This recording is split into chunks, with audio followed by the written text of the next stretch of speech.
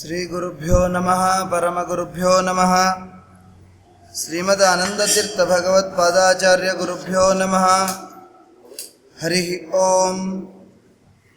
ಸೃಷ್ಟಿಸ್ಥಿತ್ಯಪ್ಯಯೇಹ ನಿಯತಿತೃಷಿತಮೋ ಬಂಧ ಮೋಕ್ಷಾಶ್ಚ ಯಸ್ಮಾತ್ ಅಸ್ಯ ಶ್ರೀ ಬ್ರಹ್ಮ ರುದ್ರ ಪ್ರಭೃತಿ ಸುರನರದ್ವೇಷ ಶತ್ರುವಾತ್ಮಕಸ್ಯ ವಿಷ್ಣೋರ್ವ್ಯಸ್ತಾಃ ಸಮಸ್ತಾಃ ಸಕಲಗುಣನಿಧಿಃ ಸರ್ವದೋಷವ್ಯಪೇತಃ ಪೂರ್ಣಾನಂದಾವ್ಯಯೋ ಯೋ ಗುರುರಪಿ ಪರಮಶ್ಚಿಂತಯೇತಂ ಮಹಾಂತಂ. ಜನ್ಮಾದ್ಯಸ್ಯ ಯತೋನ್ವಯಾದಿತರತಶ್ಚಾರ್ಥೇಷ್ವಭಿಘ್ನಸ್ವರಾಟ್ ತೇನೇ ಬ್ರಹ್ಮಹೃದಯಾದಿಕವಯಃ ಮುಹ್ಯಂತಿ ಯಂ ಸೂರಯಃ. ತೇಜೋವಾರಿಮೃದಾಂ ಯಥಾ ವಿನಿಮಯೋ ಯತ್ರ ತ್ರಿಸರ್ಗೋ ಮೃಷಾ ಧಾಮ್ನಾ ಸ್ವೇನ ಸದಾ ನಿರಸ್ತಕುಹಕಂ ಸತ್ಯಂ ಪರಂ ಧೀಮಹಿ. ಯಸ್ಯಾ ಕಟಾಕ್ಷಮಾತ್ರೇಣ ಬ್ರಹ್ಮರುದ್ರೇಂದ್ರಪೂರ್ವಕಾಃ ಸುರಾ ಸ್ವೀಯಪದಾನ್ಯಾಪುಃ ಸಾ ಲಕ್ಷ್ಮೀರ್ಮೇ ಪ್ರಸೀದತು. ಬುದ್ಧಿರ್ಬಲಂ ಯಶೋಧೈರ್ಯಂ ನಿರ್ಭಯತ್ವಂ ಅರೋಗತಾ ಅಜಾಡ್ಯಂ ವಾಕ್ಪಟುತ್ವಂ ಚ ಹನುಮತ್ಸ್ಮರಣಾತ್ ಭವೇತ್. ಭವತಿ ಯದನುಭಾವಾದೇಡಮೂಕೋಪಿ ವಾಗ್ಮಿ ಜಡಮತಿರಪಿ ಜಂತುಃ ಜಾಯತೆ ಪ್ರಾಜ್ಞಮೌಳಿ.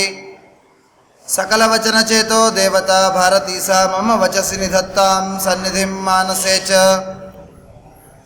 ಫಣಿಗಣವರಭೂಷಃ ಪಾರ್ವತೀಶ್ಲಾಘ್ಯವೇಷಃ ಖಲಜನಕೃತರೋಷಃ ಖಂಡಿತಾತ್ಮೀಯದೋಷಃ ಸದರುಣಗಿರಿವಾಸಃ ಶಕ್ರಸೂರ್ಯೋದ್ದದೀಶಃ ಪರಿಹೃತಭವಪಾಶಃ ಪಾತು ಮಾಂ ಪಾರ್ವತೀಶಃ. ರಮಾನಿವಾಸೋಚಿತವಾಸಭೂಮಿಃ ಸನ್ಯಾಯರತ್ನಾವಳಿ ಜನ್ಮಭೂಮಿಃ ವೈರಾಗ್ಯಭಾಗ್ಯೋಮೋ ಪದ್ಮನಾಭತೀರ್ಥಾಮೃತಾಬ್ಧಿರ್ಭವತಾದ್ವಿಭೂತ್ಯೈ. ಪದವಾಕ್ಯಪ್ರಮಾಣಜ್ಞಾನ್ ಪ್ರತಿವಾದಿಮದಚ್ಛಿದಃ ಶ್ರೀಮದಕ್ಷೋಭ್ಯತೀರ್ಥಾಖ್ಯಾನ್ ಉಪತಿಷ್ಠೆ ಗುರುನ್ಮಮ.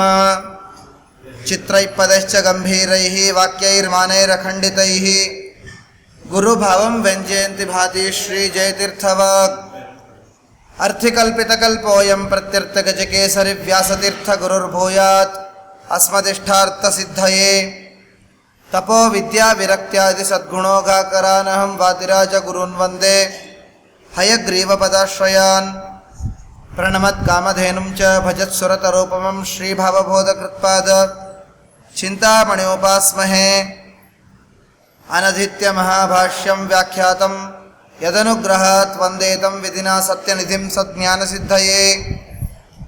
ಸತ್ಯನಾಥ ಗುರುಪಾತು ಯೋಧೀರೋ ನವಚಂದ್ರಿಕಾಂ ನವಾಮೃತಗದಾತೀರ್ಥ ತಾಂಡವಾನಿ ವಿಚಿಕೃಪತ. ಪೂಜ್ಯಾಯ ರಾಘವೇಂದ್ರಾಯ ಸತ್ಯಧರ್ಮರಥಾಯ ಚ ಭಜತಾಂ ಕಲ್ಪವೃಕ್ಷಾಯ ನಮತಾಂ ಕಾಮಧೇನವೇ. ಸತ್ಯಾಭಿಘ್ನಕರಾಬ್ಜೋತ್ಥಾನ್ ಪಂಚಾಷಡ್ವರ್ಷಪೂಜಕಾನ್ ಸತ್ಯಪ್ರಮೋದತೀರ್ಥಾರ್ಯಾನ್ ನೌಮಿ ನ್ಯಾಯಸುಧಾರತಾನ್. ಆಪಾದಮೌಳಿಪರ್ಯಂತಂ ಗುರುಣಾಂ ಆಕೃತಿಂ ಸ್ಮರೇತ್ ತೇನ ವಿಘ್ನಾ ಪ್ರಣಶ್ಯಂತಿ ಸಿದ್ಧ್ಯಂತಿ ಚ ಮನೋರಥಾಃ. ಶ್ರೀ ಗುರುಭ್ಯೋ ನಮಃ. ಹರಿ ಓಂ. ಸ್ವಸ್ತ್ಯಸ್ತು ಅಶೇಷ ಸನ್ಮಂಗಳಾನಿ ಸಂತು. ಅದ್ಯ ಕಥಾ ಪ್ರಾರಂಭಾತ್ ಪೂರ್ವಂ ಕಿಂಚಿತ್ ಪೂರ್ವಪ್ರಸಕ್ತ ಪ್ರಮೇಯ ಅನುವಾದಃ. ಶ್ರೀ ಗುರುಭ್ಯೋ ನಮಃ. ಹರಿ ಓಂ. ಹಿಂದೆ ಇಂದ್ರದೇವರಿಗೆ ವಿಶೇಷವಾಗಿ ವಿಶ್ವರೂಪಾಚಾರ್ಯರು ದೇವತೆಗಳು ದೈತ್ಯರ ಮೇಲೆ ಯಾವ ರೀತಿಯಾಗಿ ಜಯವನ್ನು ಸಾಧಿಸಬೇಕು ಅನ್ನುವುದಕ್ಕಾಗಿ ಸದಾ ಪರಮಾತ್ಮನ ಚಿಂತನೆ ವಿಶೇಷವಾಗಿ ಇರಲಿ ಅಂತಂದು ಆ ನಾರಾಯಣ ವರ್ಮವನ್ನು ಉಪದೇಶ ಮಾಡಿದ್ದಾರೆ. ಅದನ್ನು ವಿಶೇಷವಾಗಿ ಶ್ರವಣ ಮಾಡಿ ಆ ಇಂದ್ರ ತಾನು ಎಲ್ಲ ದೈತ್ಯರ ಮೇಲೆ ಜಯವನ್ನು ಸಾಧಿಸಿದ್ದಾನೆ. ಈ ರೀತಿಯಾಗಿ ನಾರಾಯಣ ವರ್ಮದ ಮಹಿಮೆಯಿಂದ ಇಂದ್ರ ತಾನು ಎಲ್ಲ ದೈತ್ಯರ ಮೇಲೆ ಜಯವನ್ನು ಸಾಧನ ಮಾಡಿದ ಮೇಲೆ ಆ ವಿಶ್ವರೂಪಾಚಾರ್ಯರ ಸಂಹಾರವನ್ನು ಮಾಡ್ತಾನೆ. ತಾತ್ಪರ್ಯದಲ್ಲಿ ಶ್ರೀಮದಾಚಾರ್ಯರು ಸಂದೇಶವನ್ನು ಕೊಡ್ತಾರೆ. ಗುರುಗಳನ್ನು ಸಂಹಾರ ಮಾಡಬಹುದಾ ಅಂತಂದು ಪ್ರಶ್ನೆ ಮಾಡಿಕೊಂಡು ಉತ್ತರವನ್ನು ಕೊಡ್ತಾರೆ. ಏನಾದರೂ ದುಷ್ಟವಾದ ಕಾರ್ಯವನ್ನು, ಸಂಹಾರ ಮಾಡಲೇಬೇಕಾದ ಕಾರ್ಯವನ್ನು ಮಾಡಿದರೆ ಅವಶ್ಯವಾಗಿ ಸಂಹಾರ ಮಾಡಬಹುದು, ಅದು ಯೋಗ್ಯತೆಗೆ ಅನುಸಾರವಾಗಿ. ನಾವು ಪರಶುರಾಮ ದೇವರ ಕಥೆಯಲ್ಲಿ ಕೇಳ್ತೇವಲ್ಲ, ಪರಶುರಾಮ ದೇವರಿಗೆ ಹೇಳಿದ್ರು ತಾಯಿಯನ್ನು ಸಂಹಾರ ಮಾಡುವಂತಂದು. ಆವಾಗ ಪರಶುರಾಮ ದೇವರು ತಾಯಿಯನ್ನು ಸಂಹಾರ ಮಾಡ್ತಾರೆ. ಯಾಕೆ ಅಂತಂದರೆ ಅವರಿಗೆ ಮತ್ತೆ ಬದುಕಿಸುವ ಸಾಮರ್ಥ್ಯ ಇದೆ. ಪರಶುರಾಮ ದೇವರಿಗೂ ಇದೆ, ಋಷಿಗಳಿಗೂ ಇದೆ, ಇಬ್ಬರಿಗೂ ಇದೆ. ಹೀಗಾಗಿ ಯಾರಿಗೆ ಮತ್ತೆ ಜೀವವನ್ನು ತಂದುಕೊಡುವ ಸಾಮರ್ಥ್ಯವಿರ್ತದೋ ಅವರು ಮಾತ್ರ ಸಂಹಾರ ಮಾಡಲಿಕ್ಕೆ ಯೋಗ್ಯ, ಮಿಕ್ಕಿದವರು ಯಾರೂ ಕೂಡ ಸಂಹಾರವನ್ನು ಮಾಡಬಾರದು ಅಂತಂದು ಶ್ರೀಮದ್ ಭಾಗವತದ ನಿರ್ಣಯದಲ್ಲಿ ಆಚಾರ್ಯರು ತಿಳಿಸ್ತಾರೆ. ಈ ರೀತಿಯಾಗಿ ಆ ವಿಶ್ವರೂಪಾಚಾರ್ಯರ ಸಂಹಾರ ಆಗ್ತದೆ. ಸಂಹಾರ ಆದ ವಿಷಯ ಆ ಮಗನಾದ ತ್ವಷ್ಟೃವಿಗೆ ಗೊತ್ತಾಗ್ತದೆ. ವಿಶ್ವರೂಪಾಚಾರ್ಯರ ಮಗನ ಹೆಸರು ತ್ವಷ್ಟೃ ಅಂತಂತಂದು. ಆ ತ್ವಷ್ಟೃವಿಗೆ ಆ ವಿಷಯ ಗೊತ್ತಾಗ್ತದೆ, ತಂದೆಯ ಸಂಹಾರ ಆಗಿದೆ ಅಂತಂದು ಮಗನಿಗೆ ಗೊತ್ತಾಗ್ತದೆ. ಬಹಳ ದುಃಖ ಆಗ್ತದೆ. ಏನಿದು, ಇಂದ್ರ ಸಂಹಾರ ಮಾಡಿದ್ದು ಯಾರನ್ನು? ನಮ್ಮ ತಂದೆಯನ್ನು, ವಿಶ್ವರೂಪಾಚಾರ್ಯರನ್ನು. ಎಂಥ ಪ್ರಸಂಗದಲ್ಲಿ ಉಪಕಾರ ಮಾಡಿದ ವ್ಯಕ್ತಿ ನೋಡಿ, ಒಂದ್ಸಲ ಆಲೋಚನೆ ಮಾಡಬೇಕು. ಎಂಥ ಪ್ರಸಂಗದಲ್ಲಿ ಉಪಕಾರ ಮಾಡಿದ ವ್ಯಕ್ತಿ ವಿಶ್ವರೂಪಾಚಾರ್ಯರು ಅಂತಂದರೆ, ಗುರುಗಳೇ ಇಲ್ಲದೇನೆ ರಾಜ್ಯವನ್ನೆಲ್ಲ ಬಿಟ್ಟು ಎಲ್ಲೋ ಕಾಡಿನಲ್ಲಿ ಕೂತು ಸಂಪತ್ತಿಲ್ಲದೇನೆ ದುಃಖ ಪಡುವ ಪ್ರಸಂಗದಲ್ಲಿ ಬಂದು ಉಪಕಾರ ಮಾಡಿದ ವ್ಯಕ್ತಿ ವಿಶ್ವರೂಪಾಚಾರ್ಯರು. ಆ ಪ್ರಸಂಗ ಹೇಗಿತ್ತು ಅಂತಂದರೆ, ಬೃಹಸ್ಪತ್ಯಾಚಾರ್ಯರು ಕೋಪ ಮಾಡಿಕೊಂಡು ಹೋಗಿದ್ದಾರೆ. ದೈತ್ಯರಾದರೂ ಬಂದು ದೇವತೆಗಳ ಮೇಲೆ ಗೆದ್ದಿದ್ದಾರೆ. ಆ ಸಂಪೂರ್ಣವಾದ ಸ್ವರ್ಗ ಹೋಗಿದೆ. ಅಂಥ ಪ್ರಸಂಗದಲ್ಲಿ ವಿಶ್ವರೂಪಾಚಾರ್ಯರು ಬಂದು ನಾರಾಯಣ ವರವನ್ನೆಲ್ಲ ಉಪದೇಶ ಮಾಡಿ, ವಿಶೇಷವಾಗಿ ಪೌರೋಹಿತ್ಯವನ್ನೆಲ್ಲ ಮಾಡಿಸಿ ಯುದ್ಧಕ್ಕೆ ಹೋಗುವಂತಂದು ಯುದ್ಧಕ್ಕೆ ಕೊಟ್ಟು ಕಳಿಸಿ ಜಯವನ್ನು ತಂದು ಕೊಟ್ಟವರು ನಮ್ಮ ತಂದೆ. ಅಂಥ ನಮ್ಮ ತಂದೆಯನ್ನು ಇಂದ್ರ ತಾನು ಸಂಹಾರ ಮಾಡಿದ್ದಾನಲ್ಲ ಅಂತಂದು ದುಷ್ಟವಾದ ಒಂದು ಆಲೋಚನೆಯನ್ನು ಮಾಡ್ತಾ ಇದ್ದಾರೆ. ನೋಡ್ರಿ, ಮನುಷ್ಯರ ಆಲೋಚನೆ ಮಾಡಬೇಕಾದ್ರೂ ಹೇಗೆ ಆಲೋಚನೆ ಮಾಡಬೇಕು ಅಂತಂದ್ರೆ ಶ್ರೀಮದ್ ಭಾಗವತ ತಿಳಿಸ್ತದೆ. ಯಾರೋ ಒಬ್ಬರು ಸತ್ತು ಹೋಗಿದ್ದಾರೆ ಅಂತಂದರೆ ಕೇವಲ ಒಂದೇ ಒಂದು ಮುಖವನ್ನು ನಾವು ಸರ್ವಥಾ ನೋಡಬಾರದು. ಏನಪ್ಪ ಎಂಥ ವ್ಯಕ್ತಿಗಳವರು, ಅವ್ರಿಗೆ ಸಾಯಿಸರಲ್ಲ, ಬಹಳ ತಪ್ಪು ಅಂತಂದು ಒಂದೇ ಒಂದು ಮುಖದಿಂದ ನಾವು ಆಲೋಚನೆ ಮಾಡೋದಲ್ಲ. ಉಪಕಾರವನ್ನು ಮಾಡಿದ್ದಾರೆ, ಸರ್ವಥಾ ಇಲ್ಲ ಅಂತಂದಿಲ್ಲ. ವಿಶ್ವರೂಪಾಚಾರ್ಯರು ದೇವತೆಗಳಿಗೆ ಗುರುಗಳಿರಲಿಲ್ಲ, ಗುರುಗಳಾದರು. ಪೌರೋಹಿತ್ಯ ಮಾಡಿಸ್ಲಿಕ್ಕೆ ಆಚಾರ್ಯರಾದರು. ವಿಶೇಷವಾಗಿ ನಾರಾಯಣ ವರಮವನ್ನು ಉಪದೇಶ ಮಾಡಿದರು. ದೈತ್ಯರ ಮೇಲೆ ಜಯವನ್ನು ಸಾಧನೆ ಮಾಡಲಿಕ್ಕೆ ಕಾರಣೀಭೂತರಾದರು. ಇಷ್ಟೆಲ್ಲ ಆದ್ರೂ ಕೂಡ ಕೇವಲ ಇಷ್ಟೇ ಗುಣಗಳನ್ನು ಮಾತ್ರ ಸ್ವೀಕಾರ ಮಾಡಿ ಅಯ್ಯೋ ಅವ್ರು ಬದುಕಿದ್ರೆ ಚೆನ್ನಾಗಿತ್ತು ಅಂತಂದು ಆಲೋಚನೆ ಮಾಡೋದು ಇದು ಸರ್ವಥಾ ಸರಿಯಾದದ್ದಲ್ಲ. ಯಾಕೆ ಅಂತಂದರೆ ದೊಡ್ಡ ದೋಷವೂ ಇದೆ. ದೈತ್ಯರಿಗೆ ನಾವು ಕೊಡುವ ಆಹುತಿಗಳು ಪ್ರಾಮಾಣಿಕವಾಗಿ ಹೋಗಬಾರದು. ಒಂದು ವೇಳೆ ಇಂದ್ರ ತಾನು ವಿಶ್ವರೂಪಾಚಾರ್ಯರನ್ನು ಅವತ್ತು ಸಂಹಾರ ಮಾಡಿದ್ದಿಲ್ಲ ಅಂತಂದರೆ ಅವರು ಇವತ್ತೂ ಬದುಕಿರ್ತಿದ್ರು, ವಿಶ್ವರೂಪಾಚಾರ್ಯರು ಇವತ್ತೂ ಇರ್ತಿದ್ರು. ನಾವು ಪ್ರತಿನಿತ್ಯ ಮಾಡುವ ಹೋಮ ಹವನಾದಿಗಳಲ್ಲಿ ಸ್ವಲ್ಪ ಪಾಲು ಆಹುತಿಗಳು ದೈತ್ಯರಿಗೆ ಹೋಗಿದ್ರೆ ದೈತ್ಯರು ನಮ್ಮ ಮೇಲೆ ಎಂಥ ಪ್ರಭಾವ ತೋರಿಸ್ತಿದ್ರು. ಅವತ್ತು ಇಂದ್ರ ತಾನು ಮಾಡಿದ ಸಂಹಾರದಿಂದ ಇವತ್ತು ನಮ್ಮೆಲ್ಲರಿಗೂ ಉಪಕಾರ ಅಂತ ಅನ್ನೋದೇ ಆಗಿದೆ. ಸರ್ವಥಾ ಯಾವ ಸಜ್ಜನರಿಗೂ ಅಪಕಾರ ಆಗಿಲ್ಲ, ಸರ್ವಥಾ. ಹೀಗಾಗಿ ಅದು ತಪ್ಪಲ್ಲ ಅಂತಂದು ಶ್ರೀಮದ್ ಭಾಗವತ ತಿಳಿಸ್ತದೆ. ಹಾಗಿದ್ದರೂ ಕೂಡ ಈ ಪ್ರಸಂಗದಲ್ಲಿ ಶ್ರೀಮದ್ ಭಾಗವತ ಒಂದು ಅದ್ಭುತವಾದ ಸಂದೇಶವನ್ನು ಕೊಡ್ತದೆ. ಮನುಷ್ಯರೆಲ್ಲರೂ ಹೇಗಿರಬೇಕು ಅಂತಂದರೆ ಗುಣಗ್ರಾಹಿಗಳಾಗಬೇಕಂತೆ. ಅವರು ಸಾತ್ವಿಕರಾದರೂ ಇರಲಿ, ಅವರು ದುಷ್ಟರಾದರೂ ಇರಲಿ, ಅವರು ಹೇಗಾದರೂ ಇರಲಿ, ಅವರಲ್ಲಿ ಏನಾದರೂ ಒಂದು ಒಳ್ಳೆ ಗುಣ ಇತ್ತು ಅಂತಂದರೆ ಆ ಗುಣವನ್ನು ನಾವು ಗ್ರಹಣ ಮಾಡಬೇಕಂತೆ.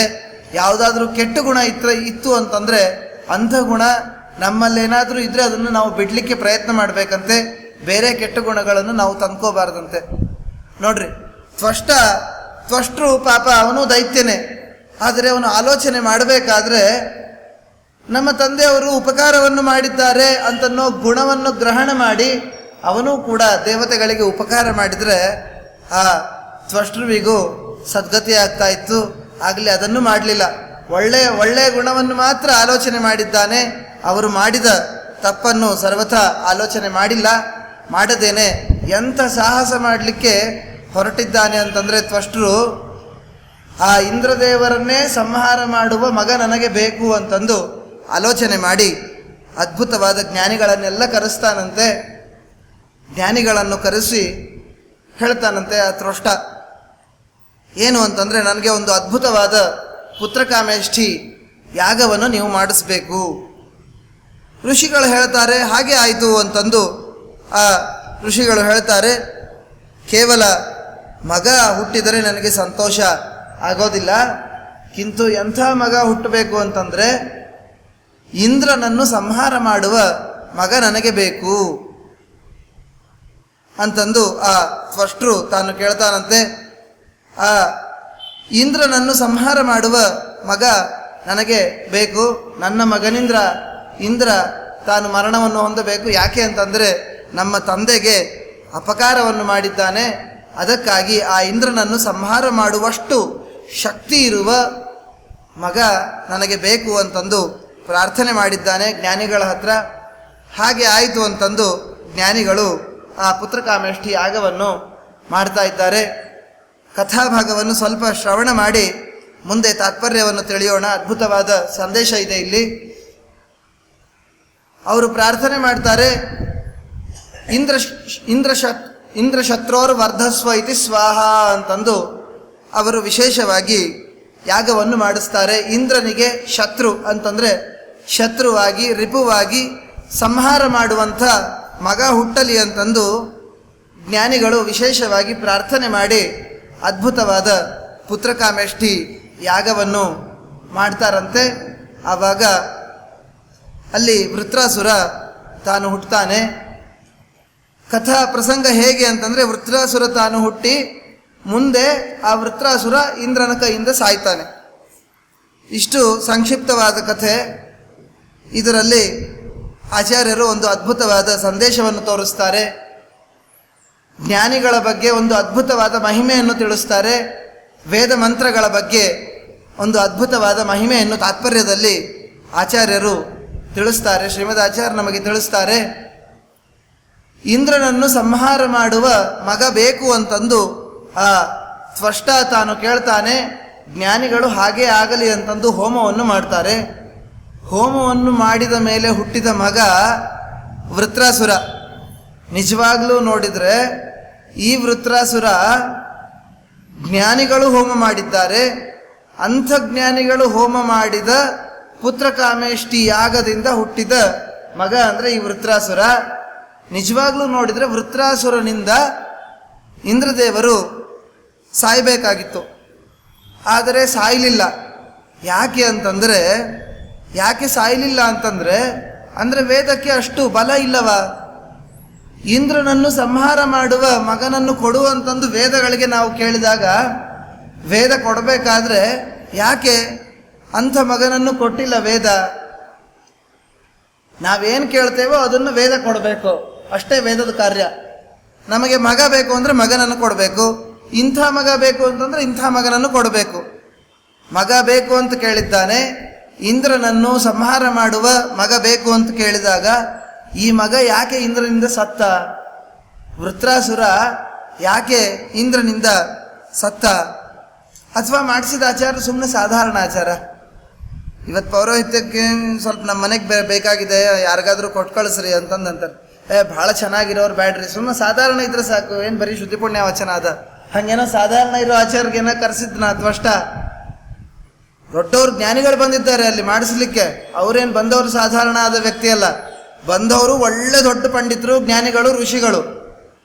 ಏನೋ ಅಪ್ಪ ಅವ್ರು ವೇದ ಮಂತ್ರ ಏನು ಚೆನ್ನಾಗಿ ಹೇಳೋದಿಲ್ಲ ಅಂತಂದು ಇಲ್ಲ, ಅದ್ಭುತವಾಗಿ ವೇದ ಮಂತ್ರವನ್ನು ಹೇಳುವವರು ಜ್ಞಾನಿಗಳು. ಅಂಥವರು ಪಂಡಿತರು ಬಂದಾಗ, ಅಂಥ ಜ್ಞಾನಿಗಳು ಬಂದಾಗ ಮತ್ತೇನಿದು ಯಾಕೆ ಇಂದ್ರನಿಂದ ಸಾಯೋ ಮಗ ಯಾಕೆ ಹುಟ್ಟದ, ಇಂದ್ರನನ್ನು ಸಂಹಾರ ಮಾಡುವ ಮಗ ಯಾಕೆ ಹುಟ್ಟಲಿಲ್ಲ ಅಂತಂದರೆ ಶ್ರೀಮದಾಚಾರ್ಯ ತಿಳಿಸ್ತಾರೆ, ವೇದ ಹೇಳಬೇಕಾದ್ರೆ ಹೇಗೆ ಹೇಳಬೇಕು ಅಂತಂದರೆ ಸರಿಯಾಗಿ ಸ್ವರಬದ್ಧವಾಗಿ ಹೇಳಬೇಕಂತೆ.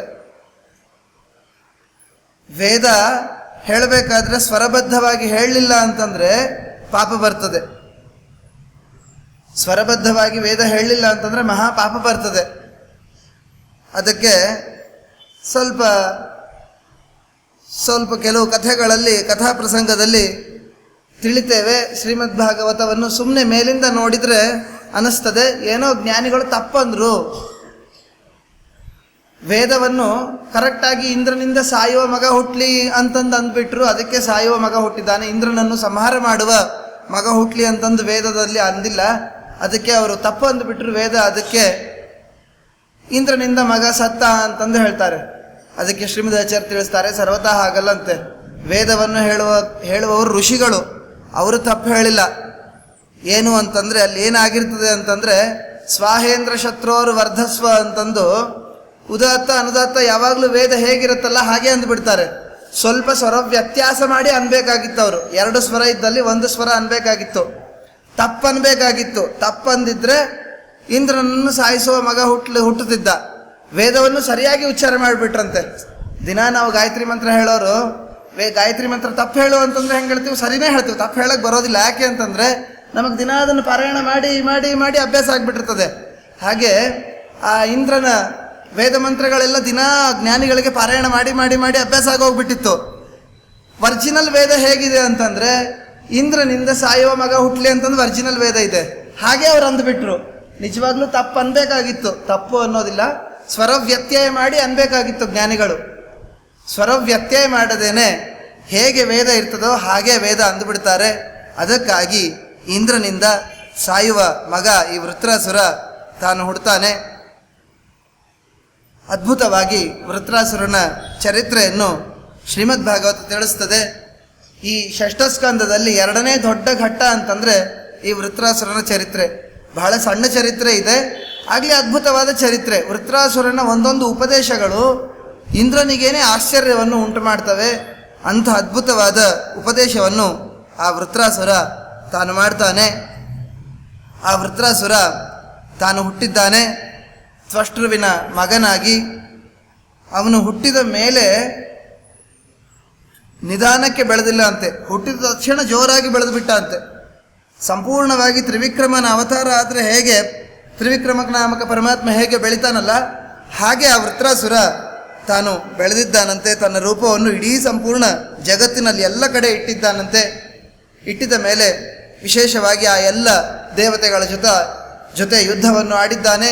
ಆ ವೃತ್ರಾಸುರ ತನ್ನ ಸೈನ್ಯವನ್ನೆಲ್ಲ ಬಲವನ್ನಾಗಿ ಮಾಡಿದ್ದಾನೆ. ವೃತ್ರಾಸುರ ಇಷ್ಟು ದಿನ ದೈತ್ಯರಿಗೆ ಒಂದು ದುಃಖ ಇತ್ತು, ನಮ್ಮ ಪಾರ್ಟಿಯಲ್ಲಿ ಅಂಥ ಬಲಿಷ್ಠರು ಯಾರೂ ಇಲ್ಲ ಅಂತಂದು ಆ ದೈತ್ಯರೆಲ್ಲ ಆಲೋಚನೆ ಮಾಡ್ತಿದ್ರಂತೆ. ಯಾವಾಗ ಈ ವೃತ್ರಾಸುರ ತಾನು ಹುಟ್ಟಿದ್ದಾನೆ, ಆ ದೈತ್ಯರ ಸಮಾಜಕ್ಕೆ ಒಂದು ಅದ್ಭುತವಾದ ಶಕ್ತಿ ಬಂದಿದೆ ಅಂತೆ. ವಿಶೇಷವಾಗಿ ಯುದ್ಧ ಆಡೋಣ ಅಂತಂದು ತಾನು ಬಂದಿದ್ದಾನೆ. ವೃತ್ರಾಸುರ ಬಂದಿದ್ದೇ ತಡ, ಯುದ್ಧನೂ ಆಡಲಿಲ್ಲ. ಹಾಗೆ ದೇವತೆಗಳೆಲ್ಲ ಸ್ವರ್ಗವನ್ನು ಬಿಟ್ಟು ಇಂದ್ರದೇವರ ಹತ್ರ, ಬ್ರಹ್ಮದೇವರ ಹತ್ರ ತಾವು ಹೋಗಿದ್ದಾರಂತೆ. ಬ್ರಹ್ಮದೇವರಿಗೆ ಪ್ರಾರ್ಥನೆ ಮಾಡ್ತಾ ಇದ್ದಾರೆ. ವಿಶೇಷವಾಗಿ ದುಃಖ ಆಗಿದೆ, ವೃತ್ರಾಸುರ ಬಂದಿದ್ದಾನೆ, ಸಂಪೂರ್ಣವಾದ ಸ್ವರ್ಗವನ್ನೆಲ್ಲ ತನ್ನ ಅಧೀನವನ್ನಾಗಿ ಮಾಡಿಕೊಂಡಿದ್ದಾನೆ, ಅದಕ್ಕಾಗಿ ರಕ್ಷಣೆ ಮಾಡಬೇಕು ಅಂತಂದಾಗ ಆ ಬ್ರಹ್ಮದೇವರು ವಿಶೇಷವಾಗಿ ಆ ದದೀಚಿ ಋಷಿಗಳ ಆಶ್ರಮವನ್ನು ತೋರಿಸ್ತಾರಂತೆ. ವಿಶೇಷವಾಗಿ ತಪಸ್ಸನ್ನು ಮಾಡ್ತಾ ಇದ್ದಾರೆ ದದೀಚಿ ಋಷಿಗಳು. ನಿನ್ನೆ ಕೇಳಿದ್ವಲ್ಲ ನಾವು ನಾರಾಯಣ ವರ್ಮವನ್ನು, ಆ ನಾರಾಯಣ ವರ್ಮವನ್ನೇ ಅಖಂಡವಾಗಿ ತಪಸ್ಸನ್ನು ಮಾಡಿದವರು ದದೀಚಿ ಋಷಿಗಳು. ತಪಸ್ಸು ಮಾಡಿ ಮಾಡಿ ಮಾಡಿ ಹೇಗೆ ಆಗಿತ್ತು ಅಂತಂದರೆ ಅವರ ಮೂಳೆಗಳೆಲ್ಲ, ಅವರ ಅಸ್ಥಿ ಎಲ್ಲ ನಾರಾಯಣಮಯ ಆಗಿತ್ತಂತೆ. ಶ್ರೀಮದ್ ಭಾಗವತದ ನಿನ್ನೆ ಪ್ರಸಂಗ ಕೇಳಿದ್ವಿ, ಒಂದು ಕಥಾ ಪ್ರಸಂಗ, ಸಣ್ಣ ಕಥೆಯನ್ನು ಕೇಳಿದ್ವಿ. ಅಸ್ಥಿಗತ ಆಗಬೇಕು ಅಂತಂತ ಇರ್ತಾರೆ ಹಳೆ ಜನ. ಶ್ರೀಮದ್ ಭಾಗವತ ಅಂತ ಅನ್ನೋದು ಯಾದವಾರ್ಯರ ಅಸ್ಥಿಗತ ಆಗಿತ್ತಂತೆ. ನಿನ್ನೆ ತಿಳಿದ್ವಿ, ಯಾದವಾರ್ಯರು, ಸತ್ಯಧರ್ಮರು, ವಿಜಯಧ್ವಜರು ಇವರೆಲ್ಲರ ಟಿಪ್ಪಣಿ ಇರಲಿಲ್ಲ ಅಂತಂದರೆ ಶ್ರೀಮದ್ ಭಾಗವತ ಅಂತ ಅನ್ನೋದು ನಮಗೆ ಅರ್ಥನೇ ಆಗೋದಿಲ್ಲ. ಶ್ರೀಮದ್ ಭಾಗವತ ಅರ್ಥ ಆಗಬೇಕು ಅಂತಂದರೆ ತಾತ್ಪರ್ಯ ಬೇಕು. ಶ್ರೀಮದ್ ಆಚಾರ್ಯರು ಬರೆದ ಭಾಗವತ ತಾತ್ಪರ್ಯ ಬೇಕು. ಭಾಗವತ ತಾತ್ಪರ್ಯ ನಮಗೆ ಅರ್ಥ ಆಗಬೇಕು ಅಂತಂದರೆ ಯಾದವಾರ್ಯರ, ಸತ್ಯಧರ್ಮರ, ವಿಜಯಧ್ವಜರ ಅನುಗ್ರಹ ಆಶೀರ್ವಾದ ಬೇಕೇ ಬೇಕು. ಯಾದವಾರ್ಯರ ಕಥೆಯಲ್ಲಿ ನಾವು ಕೇಳ್ತೇವೆ, ಯಾದವಾರ್ಯರು ತಾವು ಪ್ರಾಣವನ್ನು ಪರಿತ್ಯಾಗ ಮಾಡಿದ ಮೇಲೆ, ದೇಹವನ್ನು ಅಗ್ನಿಯಲ್ಲಿ ಹಾಕಿದ ಮೇಲೆ ಅವರ ಅಸ್ಥಿಗಳು ಶ್ರೀಮದ್ ಭಾಗವತ ಶ್ಲೋಕವನ್ನು ಹೇಳ್ತಾ ಇತ್ತಂತೆ. ಅವರ ಅಸ್ಥಿಗಳಲ್ಲಿ ಜನ್ಮಾದ್ಯಸ್ಯ ಯತೋನ್ವಯಾದಿತರತಶ್ಚಾರ್ಥೇಶ್ವಭಿಘ್ನ ಸ್ವರಾಟ್ ಅಂತಂದು ಅಸ್ಥಿಗಳು ಶ್ರೀಮದ್ ಭಾಗವತನ್ನು ಹೇಳ್ತಾ ಇತ್ತಂತೆ. ಅಂದರೆ ಅಷ್ಟು ಅಸ್ಥಿಗತ ಆಗಿತ್ತು ಶ್ರೀಮದ್ ಭಾಗವತ. ಯಾದವಾರ್ಯರ ಅಷ್ಟು ಅಸ್ಥಿಗತ ಆಗಿತ್ತಂತೆ. ಆ ರೀತಿಯಾಗಿ ಅವರು ಶ್ರೀಮದ್ ಭಾಗವತವನ್ನು ಅಧ್ಯಯನ ಮಾಡಿದ್ರಂತೆ. ಅದಕ್ಕೆ ಭಾಗವತದ ಬಗ್ಗೆ ಹೇಳಬೇಕಾದ್ರೆ ಹೇಳ್ತಾರೆ, ಶ್ಲೋಕಂ ವಾ ಶ್ಲೋಕಪಾದಂ ವಾ ನಿತ್ಯಂ ಭಾಗವತಂ ಪಠೇತ್, ನಿತ್ಯಂ ಭಾಗವತಂ ಶೃಣೇತ್. ಒಂದು ಶ್ಲೋಕ ಆದರೂ ಅಥವಾ ಶ್ಲೋಕದ ಪಾದ ಆದರೂ ನಿತ್ಯದಲ್ಲಿ ಶ್ರೀಮದ್ ಭಾಗವತವನ್ನು ಪಠನೆ ಮಾಡಬೇಕು ಅಥವಾ ಶ್ರವಣ ಮಾಡಬೇಕಂತೆ. ಸಂಧ್ಯಾ ವಂದನೆ ಮಾಡದೇನೆ ಹೇಗೆ ಊಟ ಮಾಡೋದಿಲ್ಲ ಅಂತೇವಲ್ಲ, ಹಾಗೆ ಶ್ರೀಮದ್ ಭಾಗವತವನ್ನು ಶ್ರವಣ ಮಾಡದೇನೆ ನಾವು ಊಟ ಮಾಡೋದಿಲ್ಲ ಅಂತಂದು ಪ್ರತಿಜ್ಞೆ ಮಾಡಬೇಕಂತೆ. ಅಷ್ಟು ಅತೀ ಶ್ರೇಷ್ಠವಾದದ್ದು ಶ್ರೀಮದ್ ಭಾಗವತ. ಹೀಗೆ ಅವರ ನಾರಾಯಣ ವರ್ಮವನ್ನು ತಾವು ಜಪ ಮಾಡಿ ಮಾಡಿ ಮಾಡಿ ಮಾಡಿ ದದೀಚ ಋಷಿಗಳಿಗೆ ಅಸ್ಥಿಗಳೆಲ್ಲ ನಾರಾಯಣಮಯ ಆಗಿತ್ತಂತೆ. ಅಂಥ ಅಸ್ಥಿಗಳು ದದೀಚ ಋಷಿಗಳು ಹೊಂದಿದ್ದಾರೆ. ಅವರ ಹತ್ರ ಹೋಗಿ ಅಸ್ಥಿಗಳನ್ನು ಪ್ರಾರ್ಥನೆ ಮಾಡ್ರಿ, ಅವರು ಕೊಡ್ತಾರೆ. ನೋಡ್ರಿ, ಬ್ರಹ್ಮದೇವರು ಹೇಳ್ತಾರೆ, ನೋಡ್ರಪ್ಪ ದದೀಚ ಋಷಿಗಳ ಹತ್ರ ಹೋಗ್ರಿ, ಅವರ ಅಸ್ಥಿಗಳೆಲ್ಲ ನಾರಾಯಣಮಯ. ನಾರಾಯಣಮಯ ಅಂತಂದರೆ ಬೇರೆ ಅಲ್ಲ, ಅವರ ಅಸ್ಥಿ ಅಂತಂದರೆ ಬೇರೆ ಅಲ್ಲ, ದೇವರು ಅಂತಂದರೆ ಬೇರೆ ಅಲ್ಲ, ಅಷ್ಟು ಒಂದಾಗಿದೆ. ಅವರ ಅಸ್ಥಿಗಳೇ ದೇವರು ಅಂತಂದು ಸರ್ವಥಾ ಅರ್ಥ ಅಲ್ಲ. ಅವರ ಅಸ್ಥಿಗಳಲ್ಲಿ ದೇವರ ಸನ್ನಿಧಾನ ಅಷ್ಟು ವಿಶೇಷವಾಗಿ ಬಂದಿದೆ. ವೇದವ್ಯಾಸ ದೇವರೇ ಸ್ಪಷ್ಟವಾಗಿ ತಿಳಿಸಿದ್ದಾರೆ. ನಾವೆಲ್ಲ ನಿತ್ಯ ದೇವ್ರ ಪೂಜೆ ಮಾಡ್ತೇವಲ್ಲ, ದೇವ್ರ ಪೂಜೆ ಮಾಡ್ತೇವೆ, ರಾಯರಿಗೆ ನಮಸ್ಕಾರ ಮಾಡ್ತೇವೆ, 108 ಮಾಡ್ತೇವೆ. ವೇದವ್ಯಾಸ ದೇವರು ಬ್ರಹ್ಮಸೂತ್ರದಲ್ಲಿ ಹೇಳ್ತಾರೆ, ನ ಪ್ರತೀಕೆ ನಹಿ ಸಹ.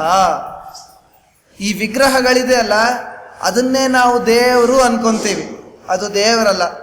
ನಾವು ಮನೆಯಲ್ಲಿ ವೆಂಕಪ್ಪನ ವಿಗ್ರಹ ಇಟ್ಟು ಪೂಜೆ ಮಾಡ್ತೇವೆ. ಇಲ್ಲಿ ವರಾಹ ದೇವರಿದ್ದಾರೆ, ವರಾಹ ದೇವರು ಪೂಜೆ ಮಾಡ್ತೇವೆ. ಇದೇ ವರಾಹ ದೇವರಲ್ಲ, ಇದು ವರಾಹ ದೇವರ ವಿಗ್ರಹ ಮಾತ್ರ.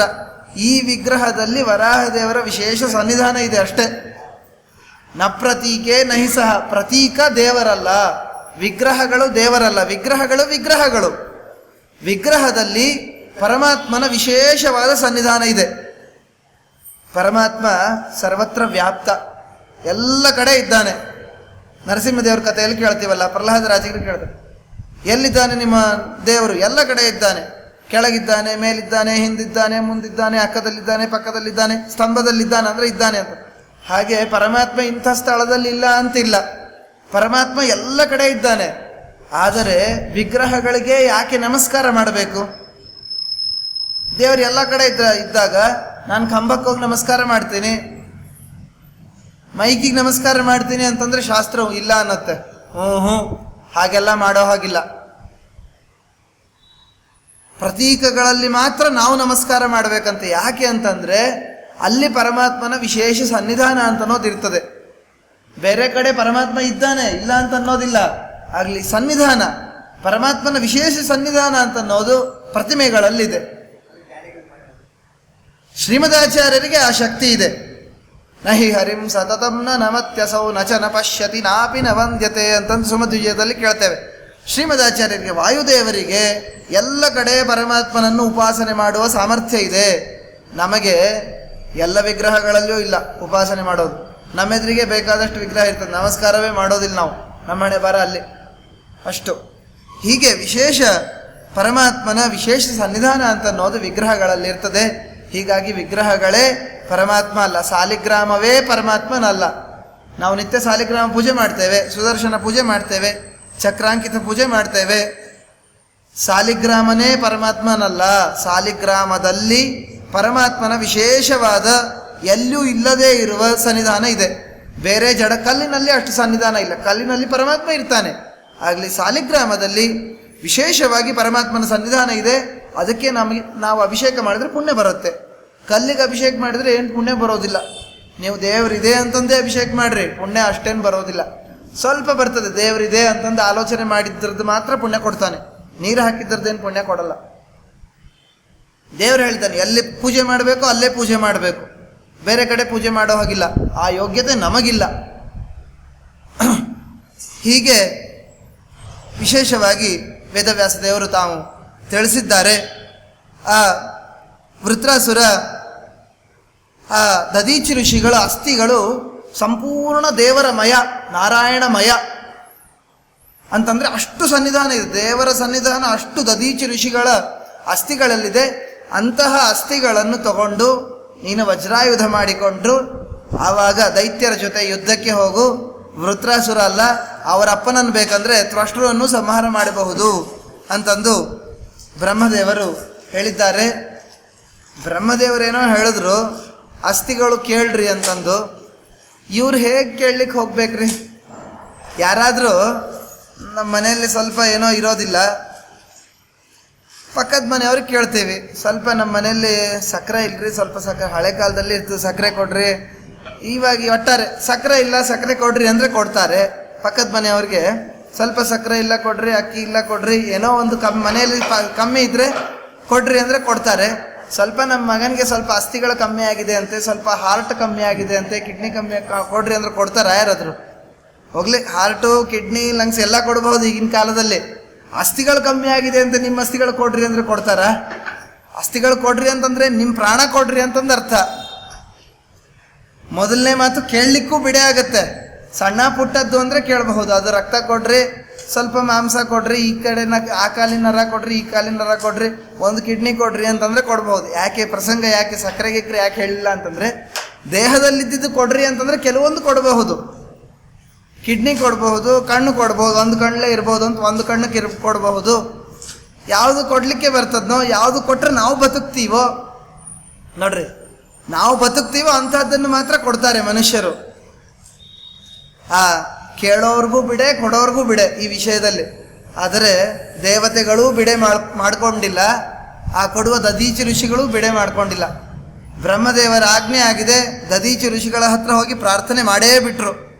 ದದೀಚಿ ಋಷಿಗಳಿಗೆ ವಿಶೇಷವಾಗಿ ಸಂತೋಷಪಡಿಸಿ ಅವರಿಗೆ ಪ್ರಾರ್ಥನೆಯನ್ನು ಮಾಡ್ತಾ ಇದ್ದಾರೆ. ಎಲ್ಲ ಜಗತ್ತಿನಲ್ಲಿರುವ ಸಜ್ಜನರು ಬಹಳ ಅಪಾಯದಲ್ಲಿದ್ದಾರೆ, ಎಲ್ಲರೂ ಬಹಳ ದುಃಖದಿಂದ ಒದ್ದಾಡ್ತಾ ಇದ್ದಾರೆ, ಸಿಕ್ಕಾಪಟ್ಟೆ ಕಷ್ಟ ಬಂದಿದೆ, ಸ್ವರ್ಗದಲ್ಲಿ ಯಾವ ದೇವತೆಗಳೂ ಇಲ್ಲ. ಶ್ರೀಮದ್ ಭಾಗವತದ ತಾತ್ಪರ್ಯದಲ್ಲಿ ಬೇರೆ ಚತುರ್ಥ ಸ್ಕಂದದಲ್ಲಿ ಶ್ರೀಮದಾಚಾರ್ಯರು ಒಂದು ಅದ್ಭುತವಾದ ವಿಷಯವನ್ನು ಹೇಳಿದ್ದಾರೆ. ಇಂದ್ರದೇವರು ಸೋತಾಗ, ದೈತ್ಯರೆಲ್ಲ ಸ್ವರ್ಗವನ್ನು ಆಕ್ರಮಣ ಮಾಡಿಕೊಂಡಾಗ, ವಾಮನಾವತಾರದಲ್ಲಿ ಕೇಳ್ತೇವೆ, ಬೇಕಾದಷ್ಟು ಕಡೆ ಕೇಳ್ತೇವೆ, ದೈತ್ಯರೆಲ್ಲ ಬೇಕಾದಷ್ಟು ಸಲ ಸ್ವರ್ಗವನ್ನು ಆಕ್ರಮಣ ಮಾಡ್ಕೊಂಡಿದ್ದಾರೆ. ಬಲಿರಾಜ ಆಕ್ರಮಣ ಮಾಡಿಕೊಂಡಿದ್ದ. ಇಂದ್ರದೇವರು ಸ್ವರ್ಗವನ್ನು ಬಿಟ್ಟಾಗ, ದೈತ್ಯರೆಲ್ಲ ಸ್ವರ್ಗವನ್ನು ಆಕ್ರಮಣ ಮಾಡಿಕೊಂಡಾಗ ದೇವರು, ಬ್ರಹ್ಮದೇವರು ಇವರೆಲ್ಲ ಯಾಕೆ ಸಹಾಯ ಮಾಡ್ಬೇಕ್ರಿ? ಇಂದ್ರದೇವರು ಸ್ವರ್ಗ ಹೋಗ್ಯದಂದ್ರೆ ಇಂದ್ರದೇವರೆಲ್ಲೋ ಮನೆ ಮೂಲೆಯಲ್ಲಿ ಕೂಡ್ಲಿ. ಆ ಇಂದ್ರದೇವರ ಸುಖಕ್ಕಾಗಿ ಯಾಕಿಷ್ಟು ದೇವರು ಬ್ರಹ್ಮದೇವರೆಲ್ಲ ಪ್ರಯತ್ನ ಮಾಡಬೇಕು? ನಮಗೆ ಬರುತ್ತಲ್ಲ ಒಂದ್ಸಲ ಆಲೋಚನೆ, ಇಂದ್ರದೇವರಿಗೆ ಸ್ವರ್ಗ ಹೋಯ್ತಂದ್ರೆ ಹೋಗ್ಲಪ್ಪ, ಎಲ್ಲೋ ಒಂದು ಕಡೆ ಮೂಲೆಯಲ್ಲಿ ಕೂಡ್ಲಿ, ಇಂದ್ರ ನಮಗೇನು, ದೈತ್ಯರು ಸ್ವರ್ಗದಲ್ಲಿದ್ದಾರಂದ್ರೆ ಇರಲಿ ನಮಗೇನು ಅಂತ ಅನ್ಲಿಕ್ಕೆ ಬರೋದಿಲ್ಲ ಅಂತೆ. ಶ್ರೀಮದಾಚಾರ್ಯರು ಚತುರ್ಥ ಸ್ಕಂದದಲ್ಲಿ ಒಂದು ಕಡೆ ತಿಳಿಸ್ತಾರೆ ತಾತ್ಪರ್ಯದಲ್ಲಿ. ಯಾಕೆ ಅಂತಂದರೆ ಇಂದ್ರದೇವರು ಸ್ವರ್ಗದಲ್ಲಿ ಇಲ್ಲ ಅಂತಂದರೆ ಜಗತ್ತಿನಲ್ಲಿರುವ ಸಜ್ಜನರೆಲ್ಲ ದುಃಖದಿಂದ ಇದ್ದಾರೆ ಅಂತ ಅರ್ಥ. ಇಂದ್ರದೇವರು ಸುಖವಾಗಿ ಇದ್ದಾರೆ ಅಂತಂದರೆ ಜಗತ್ತಿನಲ್ಲಿರುವ ಸಜ್ಜನರೆಲ್ಲ ಸುಖವಾಗಿ ಇದ್ದಾರೆ ಅಂತ ಅರ್ಥ. ಒಟ್ಟಾರೆ ನೋಡ್ರಿ, ಸ್ವರ್ಗದಲ್ಲಿ ಯಾರು ಸುಖವಾಗಿರ್ತಾರೋ ಜಗತ್ತಿನಲ್ಲಿ ಅವರು ಸುಖವಾಗಿರ್ತಾರೆ. ಸ್ವರ್ಗದಲ್ಲಿ ಇಂದ್ರದೇವರು ಸುಖವಾಗಿದ್ದರೆ ಜಗತ್ತಿನಲ್ಲಿರುವ ಎಲ್ಲ ಸಜ್ಜನರು ಸುಖವಾಗಿರ್ತಾರೆ. ಸ್ವರ್ಗದಲ್ಲಿ ದೈತ್ಯರು ಸುಖವಾಗಿದ್ದರೆ ಜಗತ್ತಿನಲ್ಲಿರುವ ದುಷ್ಟರೆಲ್ಲ ಸುಖವಾಗಿರ್ತಾರೆ. ಅದಕ್ಕಾಗಿ ದೇವರು, ಬ್ರಹ್ಮದೇವರು ಇಷ್ಟೆಲ್ಲ ಕಷ್ಟಪಡೋದು. ಏನೋ ಇಂದ್ರದೇವರ ಸಲುವಾಗಿ ದೇವರು ಕಷ್ಟಪಡ್ತಾ ಇದ್ದಾರೆ, ಬ್ರಹ್ಮದೇವರು ಇಂದ್ರದೇವರಕ್ಕೋಸ್ಕರ ಬ್ರಹ್ಮದೇವರು ತಾವು ಉಪಾಯವನ್ನೆಲ್ಲ ಹೇಳ್ತಾ ಇದ್ದಾರೆ. ಪಾಪ ಸಾತ್ವಿಕ ಪ್ರಾಣಿ, ದದೀಚಿ ಋಷಿಗಳ ಪ್ರಾಣವನ್ನು ತೆಗಿತಾ ಇದ್ದಾರೆ ಅಂತಂದು ಸರ್ವಥಾ ಆಲೋಚನೆ ಮಾಡಬಾರ್ದು. ಇಂದ್ರದೇವರು ಸುಖವಾಗಿರೋದು ಅಂತಂದರೆ, ಇಂದ್ರದೇವರು ಸ್ವರ್ಗದಲ್ಲಿ ಇರೋದು ಅಂತಂದರೆ ಎಲ್ಲ ಸಜ್ಜನರು ಸುಖವಾಗಿ ಇರೋದು ಅಂತಂದು ಅರ್ಥ. ಹೀಗೆ ಆ ಇಂದ್ರ ತಾನು ಹೋಗಿ ದದೀಚಿ ಋಷಿಗಳ ಹತ್ರ ಪ್ರಾರ್ಥನೆ ಮಾಡಿದ್ದಾನೆ. ವಿಶೇಷವಾಗಿ ನೀವು ಆ ನಾರಾಯಣ ವರ್ಮವನ್ನೆಲ್ಲ ಉಪಾಸನೆ ಮಾಡಿ ತಪಸ್ಸು ಮಾಡಿ ನಿಮ್ಮ ಅಸ್ಥಿಗಳೆಲ್ಲ ನಾರಾಯಣಮಯವಾಗಿದೆ, ಅದಕ್ಕಾಗಿ ನಿಮ್ಮ ಅಸ್ಥಿಗಳನ್ನು ಕೊಡಬೇಕು ಅಂತಂದು ಪ್ರಾರ್ಥನೆ ಮಾಡಿದ್ದಾರೆ. ಎರಡನೇ ಮಾತನ್ನಾಡಿಲ್ಲ ದಧೀಚಿ ಋಷಿಗಳು. ವೈರಾಗ್ಯ ಅಂದರೆ ಹೀಗಿರಬೇಕಂತೆ. ಋಷಿಗಳು ಯಾಕೆ ಋಷಿಗಳು, ನಾವೆಲ್ಲ ಯಾಕೆ ಋಷಿಗಳಲ್ಲ ಅಂತಂದ್ರೆ ಇದೇ ಕಾರಣಕ್ಕೆ. ಋಷಿಗಳ ಹತ್ರ ಹೋಗಿ ಏನು ಕೇಳಿದ್ರೂ ಕೊಡ್ತಾರೆ. ಯಾವಾಗ? ಸುಮ್ಮನೆ ಕೇಳಿದ್ರೆ ಕೊಡಲ್ಲ. ಋಷಿಗಳ ಹತ್ರ ಹೋಗಿ ನೀವೇನಾದರೂ ಕೇಳ್ರಿ ಕೊಡ್ತಾರೆ. ಜ್ಞಾನಿಗಳ ಹತ್ರ ಹೋಗಿ ನೀವೇನಾದರೂ ಕೇಳ್ರಿ ಕೊಡ್ತಾರೆ. ಯಾವಾಗ ಅಂತಂದರೆ ಅದಕ್ಕೊಂದು ಕಂಡೀಷನ್ ಇದೆ. ಕೊಡುವುದರಿಂದ ಸಜ್ಜನರಿಗೆ ಜ್ಞಾನಿಗಳಿಗೆ ಹಿತ ಆಗ್ತಾ ಇತ್ತು ಅಂದರೆ ಮಾತ್ರ ಕೊಡ್ತಾರೆ. ದಧೀಚಿ ಋಷಿಗಳ ಹತ್ರ ಹೋಗಿ ದೈತ್ಯರು ಹೋಗಿ ಸ್ವಾಮಿ ಸ್ವಲ್ಪ ನಿಮ್ಮ ಅಸ್ಥಿಗಳು ಕೊಡ್ರಿ ಅಂತಂದರೆ ಕೊಡ್ತಿದ್ದಿಲ್ಲ. ಯಾಕೆ ಕೊಡ್ಬೇಕು? ಕೊಡೋದಿಲ್ಲ ನಾನು. ಸಜ್ಜನರಿಗೆ ಹಿತ ಆದರೆ ಮಾತ್ರ ಕೊಡ್ತೀನಿ, ದುರ್ಜನರಿಗೆ ಹಿತ ಆಗಿದ್ರೆ ಸರ್ವತಾ ಅದನ್ನು ಕೊಡೋದಿಲ್ಲ. ವೈರಾಗ್ಯ ಅಂತಂದರೆ ಇಷ್ಟು. ಯಾವುದನ್ನು ನಾವು ಬಿಟ್ಟರೆ, ವೈರಾಗ್ಯ ಅಂದರೆ ಬೇರೆ ಯಾವುದೂ ಅಲ್ಲ, ಯಾವುದನ್ನು ನಾವು ಬಿಟ್ಟರೆ ಅದರಿಂದ ಸಜ್ಜನರಿಗೆ ಜ್ಞಾನಿಗಳಿಗೆ ಹಿತ ಆಗತ್ತೋ ಅದಕ್ಕೇನೆ ವೈರಾಗ್ಯ ಅಂತ ಕರೆಯೋದು. ವಿಷಯ ಪದಾರ್ಥಗಳಿದೆ. ವಿಷಯ ಪದಾರ್ಥಗಳನ್ನು ಯಾರು ಭೋಗಿಸ್ತಾರೆ ಅಂತಂದರೆ ದುರ್ಜನರು ಭೋಗಿಸ್ತಾರೆ. ಸಾತ್ವಿಕರು ಸರ್ವಥಾ ಭೋಗಿಸೋದಿಲ್ಲ. ಅದನ್ನು ಬಿಡೋದು ಅಂತಂದರೆ ದುರ್ಜನರು ಭೋಗಿಸುವ ವಿಷಯ ಪದಾರ್ಥಗಳನ್ನು ಬಿಡುವುದು ಅಂತಂದರೆ ಅದೇ ವೈರಾಗ್ಯ. ವಿಷಯ ಪದಾರ್ಥಗಳನ್ನು ಬಿಡುವುದು, ಪರಮಾತ್ಮನಲ್ಲಿ ನಮ್ಮ ಮನಸ್ಸನ್ನು ಇಡುವುದು, ಇದೇ ವೈರಾಗ್ಯ ಅಂತಂದರೆ. ಅಷ್ಟು ವೈರಾಗ್ಯ ಇದೆ ದಧೀಚಿ ಋಷಿಗಳಿಗೆ. ದೇಹದ ಮೇಲೆ ಅಭಿಮಾನವೇ ಇಲ್ಲ. ಅವರಿಗೆ ಅಭಿಮಾನ ಇರೋದು ಒಂದೇ ಒಂದು ಪದಾರ್ಥದ ಮೇಲೆ, ಅದು ದೇವರ ಮೇಲೆ. ನನ್ನ ಮನಸ್ಸಿರೋದು ದೇವರ ಮೇಲೆ, ಕಿಂತು ದೇಹದ ಮೇಲಲ್ಲ ಅಂತಂದು ಹೇಳಿದ್ದಾರೆ. ತಾವು ಪ್ರಾಣವನ್ನು ಪರಿತ್ಯಾಗವನ್ನು ಮಾಡಿದ್ದಾರೆ. ಪ್ರಾಣವನ್ನು ಪರಿತ್ಯಾಗ ಮಾಡಿದ ಮೇಲೆ ಆ ದಧೀಚಿ ಋಷಿಗಳ ಅಸ್ಥಿಯನ್ನು ತಗೊಂಡು ಆ ವೃತ್ರಾಸುರನ ಸಂಹಾರಕ್ಕಾಗಿ ಆ ವಜ್ರಾಯುಧವನ್ನು ತಾವು ಎಲ್ಲ ದೇವತೆಗಳು ನಿರ್ಮಾಣ ಮಾಡಿದ್ದಾರೆ. ಅದ್ಭುತವಾದ ಆ ವಜ್ರಾಯುಧ, ಅಂತಹ ವಜ್ರಾಯುಧವನ್ನು ತಗೊಂಡು ಮತ್ತೆ ಎಲ್ಲ ದೇವತೆಗಳು ಯುದ್ಧಕ್ಕೆ ಬರ್ತಾ ಇದ್ದಾರೆ. ಇಂದ್ರ ತಾನು ಐರಾವತವನ್ನು ಹತ್ತಿ ಆ ವಜ್ರಾಯುಧವನ್ನು ಕೈಯಲ್ಲಿ ಧಾರಣೆ ಮಾಡಿ ಯುದ್ಧಕ್ಕೆ ಬರುವುದನ್ನು ನೋಡಿ ಎಲ್ಲ ದೈತ್ಯರು ಚಿಲ್ಲಾಪಿಲ್ಲಿಯಾಗಿಬಿಟ್ರಂತೆ, ಹೊರಡೋಗ್ತಾ ಇದ್ದಾರಂತೆ. ಈ ದೃಶ್ಯವನ್ನು ವೃತ್ರಾಸುರ ತಾನು ನೋಡ್ತಾ ಇದ್ದಾನೆ. ಏನಿದು, ದೈತ್ಯರೆಲ್ಲ ಓಡ್ತಾ ಇದ್ದಾರಲ್ಲ, ಯಾಕೆ ಅಂತ ಕೇಳ್ತಾನೆ ವೃತ್ರಾಸುರ. ಇಲ್ಲ, ಇಂದ್ರ ಐರಾವತದ ಮೇಲೆ ಹತ್ತಿ ಅದ್ಭುತವಾದ ದಧೀಚಿ ಋಷಿಗಳ ಅಸ್ಥಿಯಿಂದ ಮಾಡಿದ ನಾರಾಯಣಮಯವಾದ ವಜ್ರಾಯುಧ, ಅಂಥ ವಜ್ರಾಯುಧವನ್ನು ಹಿಡಿದುಕೊಂಡು ಬರ್ತಾ ಇದ್ದಾನೆ. ನಾವೆಲ್ಲ ಸಾಯ್ತೇವೆ, ಮರಣ ಭಯದಿಂದ ನಾವು ಓಡ್ತಾ ಇದ್ದೇವೆ ಅಂತಂದು ಎಲ್ಲ ದೈತ್ಯರು ಹೇಳ್ತಾರೆ. ನಮೂಚಿ, ಶಂಬರ ಇವರಿಬ್ಬರು ಬಂದು ಹೇಳ್ತಾ ಇದ್ದಾರೆ, ವೃತ್ರಾಸುರ ನೀನು ಆ ಕಡೆ ಹೋಗಬೇಡಪ್ಪ. ಯಾಕೆ ಅಂತಂದರೆ ಇಂದ್ರನ ಹತ್ರ ವಜ್ರಾಯುಧ ಬಂದಿದೆ. ಇಷ್ಟು ದಿನ ಸುಮ್ಮನೆ ಇದ್ದ ಇಂದ್ರ, ಅವನ ಹತ್ರ ಏನು ದೊಡ್ಡ ಆಯುಧ ಇರಲಿಲ್ಲ, ಯಾವುದೋ ಸಣ್ಣ ಪುಟ್ಟ ಆಯುಧಗಳಿದ್ವು, ಅದು ಇದು ವರ್ಣಾಸ್ತ್ರ, ಅಸ್ತ್ರ, ಈ ಅಸ್ತ್ರ, ಅವೆಲ್ಲ ಸಣ್ಣ ಪುಟ್ಟ. ದೇವ್ರದ್ದಲ್ಲ ಅದೆಲ್ಲ. ಯಾವುದು ದೇವರದು ಅದು ಅದ್ಭುತವಾದದ್ದು. ಇಷ್ಟು ದಿನ ದೇವರ ಆಯುಧ ವಜ್ರಾಯುಧ ಅದಿರಲಿಲ್ಲ, ಸಣ್ಣ ಸಣ್ಣ ಆಯುಧಗಳಿದ್ವು. ಹೀಗಾಗಿ ನಾವು ಯುದ್ಧ ಆಡಿದ್ದು ನಡೀತಾ ಇತ್ತು. ಇನ್ನು ಮುಂದೆ ನಾವಲ್ಲಿ ಹೋಗೋದು ಸರಿಯಲ್ಲ, ನಡಿ ಹೋಗೋಣ ಅಂತಂದು ಶಂಬರ, ನಮೂಚಿ ಇವರೆಲ್ಲ ಅಂದರೆ ವೃತ್ರಾಸುರ ಒಂದು ನಿಮಿಷ ತಡ್ರಿ, ಒಂದು 5 ನಿಮಿಷ ಮೀಟಿಂಗ್ ಮಾಡೋಣ ಅಂತಂತಾನೆ. ಎಲ್ಲ ದೈತ್ಯರಿಗೆ ಕೂಡಿಸ್ತಾನೆ. ಇಂದ್ರನಿಗೆ ಹೇಳ್ತಾನೆ, 1 ನಿಮಿಷ ಇಂದ್ರ ತಡಿ, ನೀನು ಯುದ್ಧಕ್ಕೆ ನಾವು ಬರ್ತೇವೆ, ಒಂದು 5 ನಿಮಿಷ ತಡಿ ಅಂತಂತಾನೆ ವೃತ್ರಾಸುರ. ಏನು ಅಂತಂದರೆ ವೃತ್ರಾಸುರ ಅದ್ಭುತವಾದ ಉಪದೇಶವನ್ನು ಮಾಡ್ತಾನೆ. ಯಾಕಷ್ಟು ಭಯ ಪಡ್ತೀರಿ, ಯುದ್ಧಕ್ಕೆ ಹೋಗೋಣ. ಜಯಪರಾಜಯಗಳು ಇದು ದೇವರ ಅಧೀನ, ನಮ್ಮ ಅಧೀನ ಅಲ್ಲ. ನಮ್ಮ ಕೈಯಲ್ಲೆಲ್ಲಿದೆ ಜಯ? ದೇವರು ಜಯವನ್ನು ಕೊಟ್ಟರೆ ನಾವು ಗೆಲ್ತೇವೆ, ದೇವರು ನಮಗೆ ಅಪಜಯವನ್ನು ಕೊಟ್ಟರೆ ನಾವು ಸೋಲ್ತೇವೆ. ಜಯ ಪರಾಜಯ ಇದು ನಮ್ಮ ಅಧೀನಲ್ಲ. ಶ್ರೀಮದಾಚಾರ್ಯರು ತಾತ್ಪರ್ಯ ನಿರ್ಣಯದಲ್ಲಿ ತಿಳಿಸಿದಾರಲ್ಲ, ಪ್ರಯತ್ನಮೇಕಮಗ್ರತಃ ವಿಧಾಯ ಭೂತಿ ಮಾಪ್ನುಯಾತ್. ನಮ್ಮ ಕೆಲಸ ಎಷ್ಟು? ಪ್ರಯತ್ನ ಮಾಡೋದು. ಯುದ್ಧ ಆಡೋದು ನಮ್ಮ ಕೆಲಸ. ಯುದ್ಧ ಆಡೋಣ ಬರ್ರಿ. ಯುದ್ಧ ಆಡಿದರೆ ಎಷ್ಟು ಪುಣ್ಯ ಅಂತಂದರೆ, ವೃತ್ರಾಸುರ ಹೇಳ್ತಾ ಇದ್ದಾನೆ, ಯುದ್ಧ ಆಡಿದರೆ ಎಷ್ಟು ಪುಣ್ಯ ಅಂತಂದರೆ, ನಾವೇನಾದರೂ ಯುದ್ಧದಲ್ಲಿ ಗೆದ್ದು ದೈತ್ಯರನ್ನು ದೇವತೆಗಳನ್ನೆಲ್ಲ ಸಂಹಾರ ಮಾಡಿ ಅಥವಾ ಅವರಿಗೆ ಅಪಜಯವನ್ನು ಕೊಟ್ಟು ನಾವು ವಿಜಯವನ್ನು ಸಾಧನೆ ಮಾಡಿದರೆ ನಮಗೆ ಜಯ. ನಮ್ಮ ಎಲ್ಲ ದೈತ್ಯ ಕುಲದವರು, ದೈತ್ಯ ಸ್ತ್ರೀಯರು ಎಲ್ಲರೂ ಸುಖವಾಗಿರ್ಬೋದು. ಇಲ್ಲ ಅಂತಂದರೆ ಯುದ್ಧದಲ್ಲಿ ಹೋಗಿ ನಾವು ಸೋತು ನಾವು ಸತ್ತೋದ್ರೆ ದುಃಖ ಇಲ್ಲ. ಯಾಕೆ ಅಳ್ತೀರಿ? ಸತ್ತೋದ್ರೆ ಅಳಬೇಡ್ರಿ. ಯುದ್ಧದಲ್ಲಿ ಗೆದ್ದವರಿಗೆ ಸರ್ವಥಾ ಯಾವತ್ತು, ಯುದ್ಧದಲ್ಲಿ ಸತ್ತವರಿಗೆ, ಯುದ್ಧದಲ್ಲಿ ಗೆದ್ದವರಿಗೆ ಯಾವತ್ತು ನರಕ ಇಲ್ಲ ಅಂತೆ. ಯುದ್ಧದಲ್ಲಿ ಮರಣವನ್ನು ಪರಿತ್ಯಾಗ ಮಾಡಿದರೆ ವೀರಸ್ವರ್ಗ ಆಗುತ್ತೆ. ನಾವ್ಯಾಕೆ ಭಯ ಪಡಬೇಕು? ಸರ್ವಥಾ ಭಯ ಪಡೋದಲ್ಲ. ಜಯ ಪರಾಜಯಗಳು ಇದು ದೇವರ ಅಧೀನ, ಪರಮಾತ್ಮನ ಅಧೀನ. ಪರಮಾತ್ಮನ ಇಚ್ಛೆ ಹೇಗಿರುತ್ತೋ ಹಾಗಾಗತ್ತೆ. ನಾವು ಗೆಲ್ಲಬೇಕು ಅಂತಂದು ಪರಮಾತ್ಮನ ಇಚ್ಛೆ ಇದ್ದರೆ ನಾವು ಗೆದ್ದೇ ಗೆಲ್ತೇವೆ. ನಾವು ಸೋಲ್ಬೇಕು, ನಾವು ಸಾಯ್ಬೇಕು ಅಂತಂದು ಭಗವಂತನ ಇಚ್ಛೆ ಇದ್ದರೆ ನಾವು ಸೋಲ್ತೇವೆ, ನಾವು ಸಾಯ್ತೇವೆ. ಸತ್ರೂ ಚಿಂತೆ ಇಲ್ಲ, ನಮಗೆ ವೀರ ಸ್ವರ್ಗವೇ ಆಗತ್ತೆ. ಹೀಗಾಗಿ ಓಡುವುದು ಇದು ಹೇಡಿಗಳ ಕರ್ತವ್ಯ. ನಪುಂಸಕರ ಕಾರ್ಯ ಯಾವುದು ಅಂತಂದರೆ ಭಯಪಟ್ಟು ಓಡೋದು. ನಾವು ನಪುಂಸಕರಲ್ಲ, ದೈತ್ಯರು ನಾವು.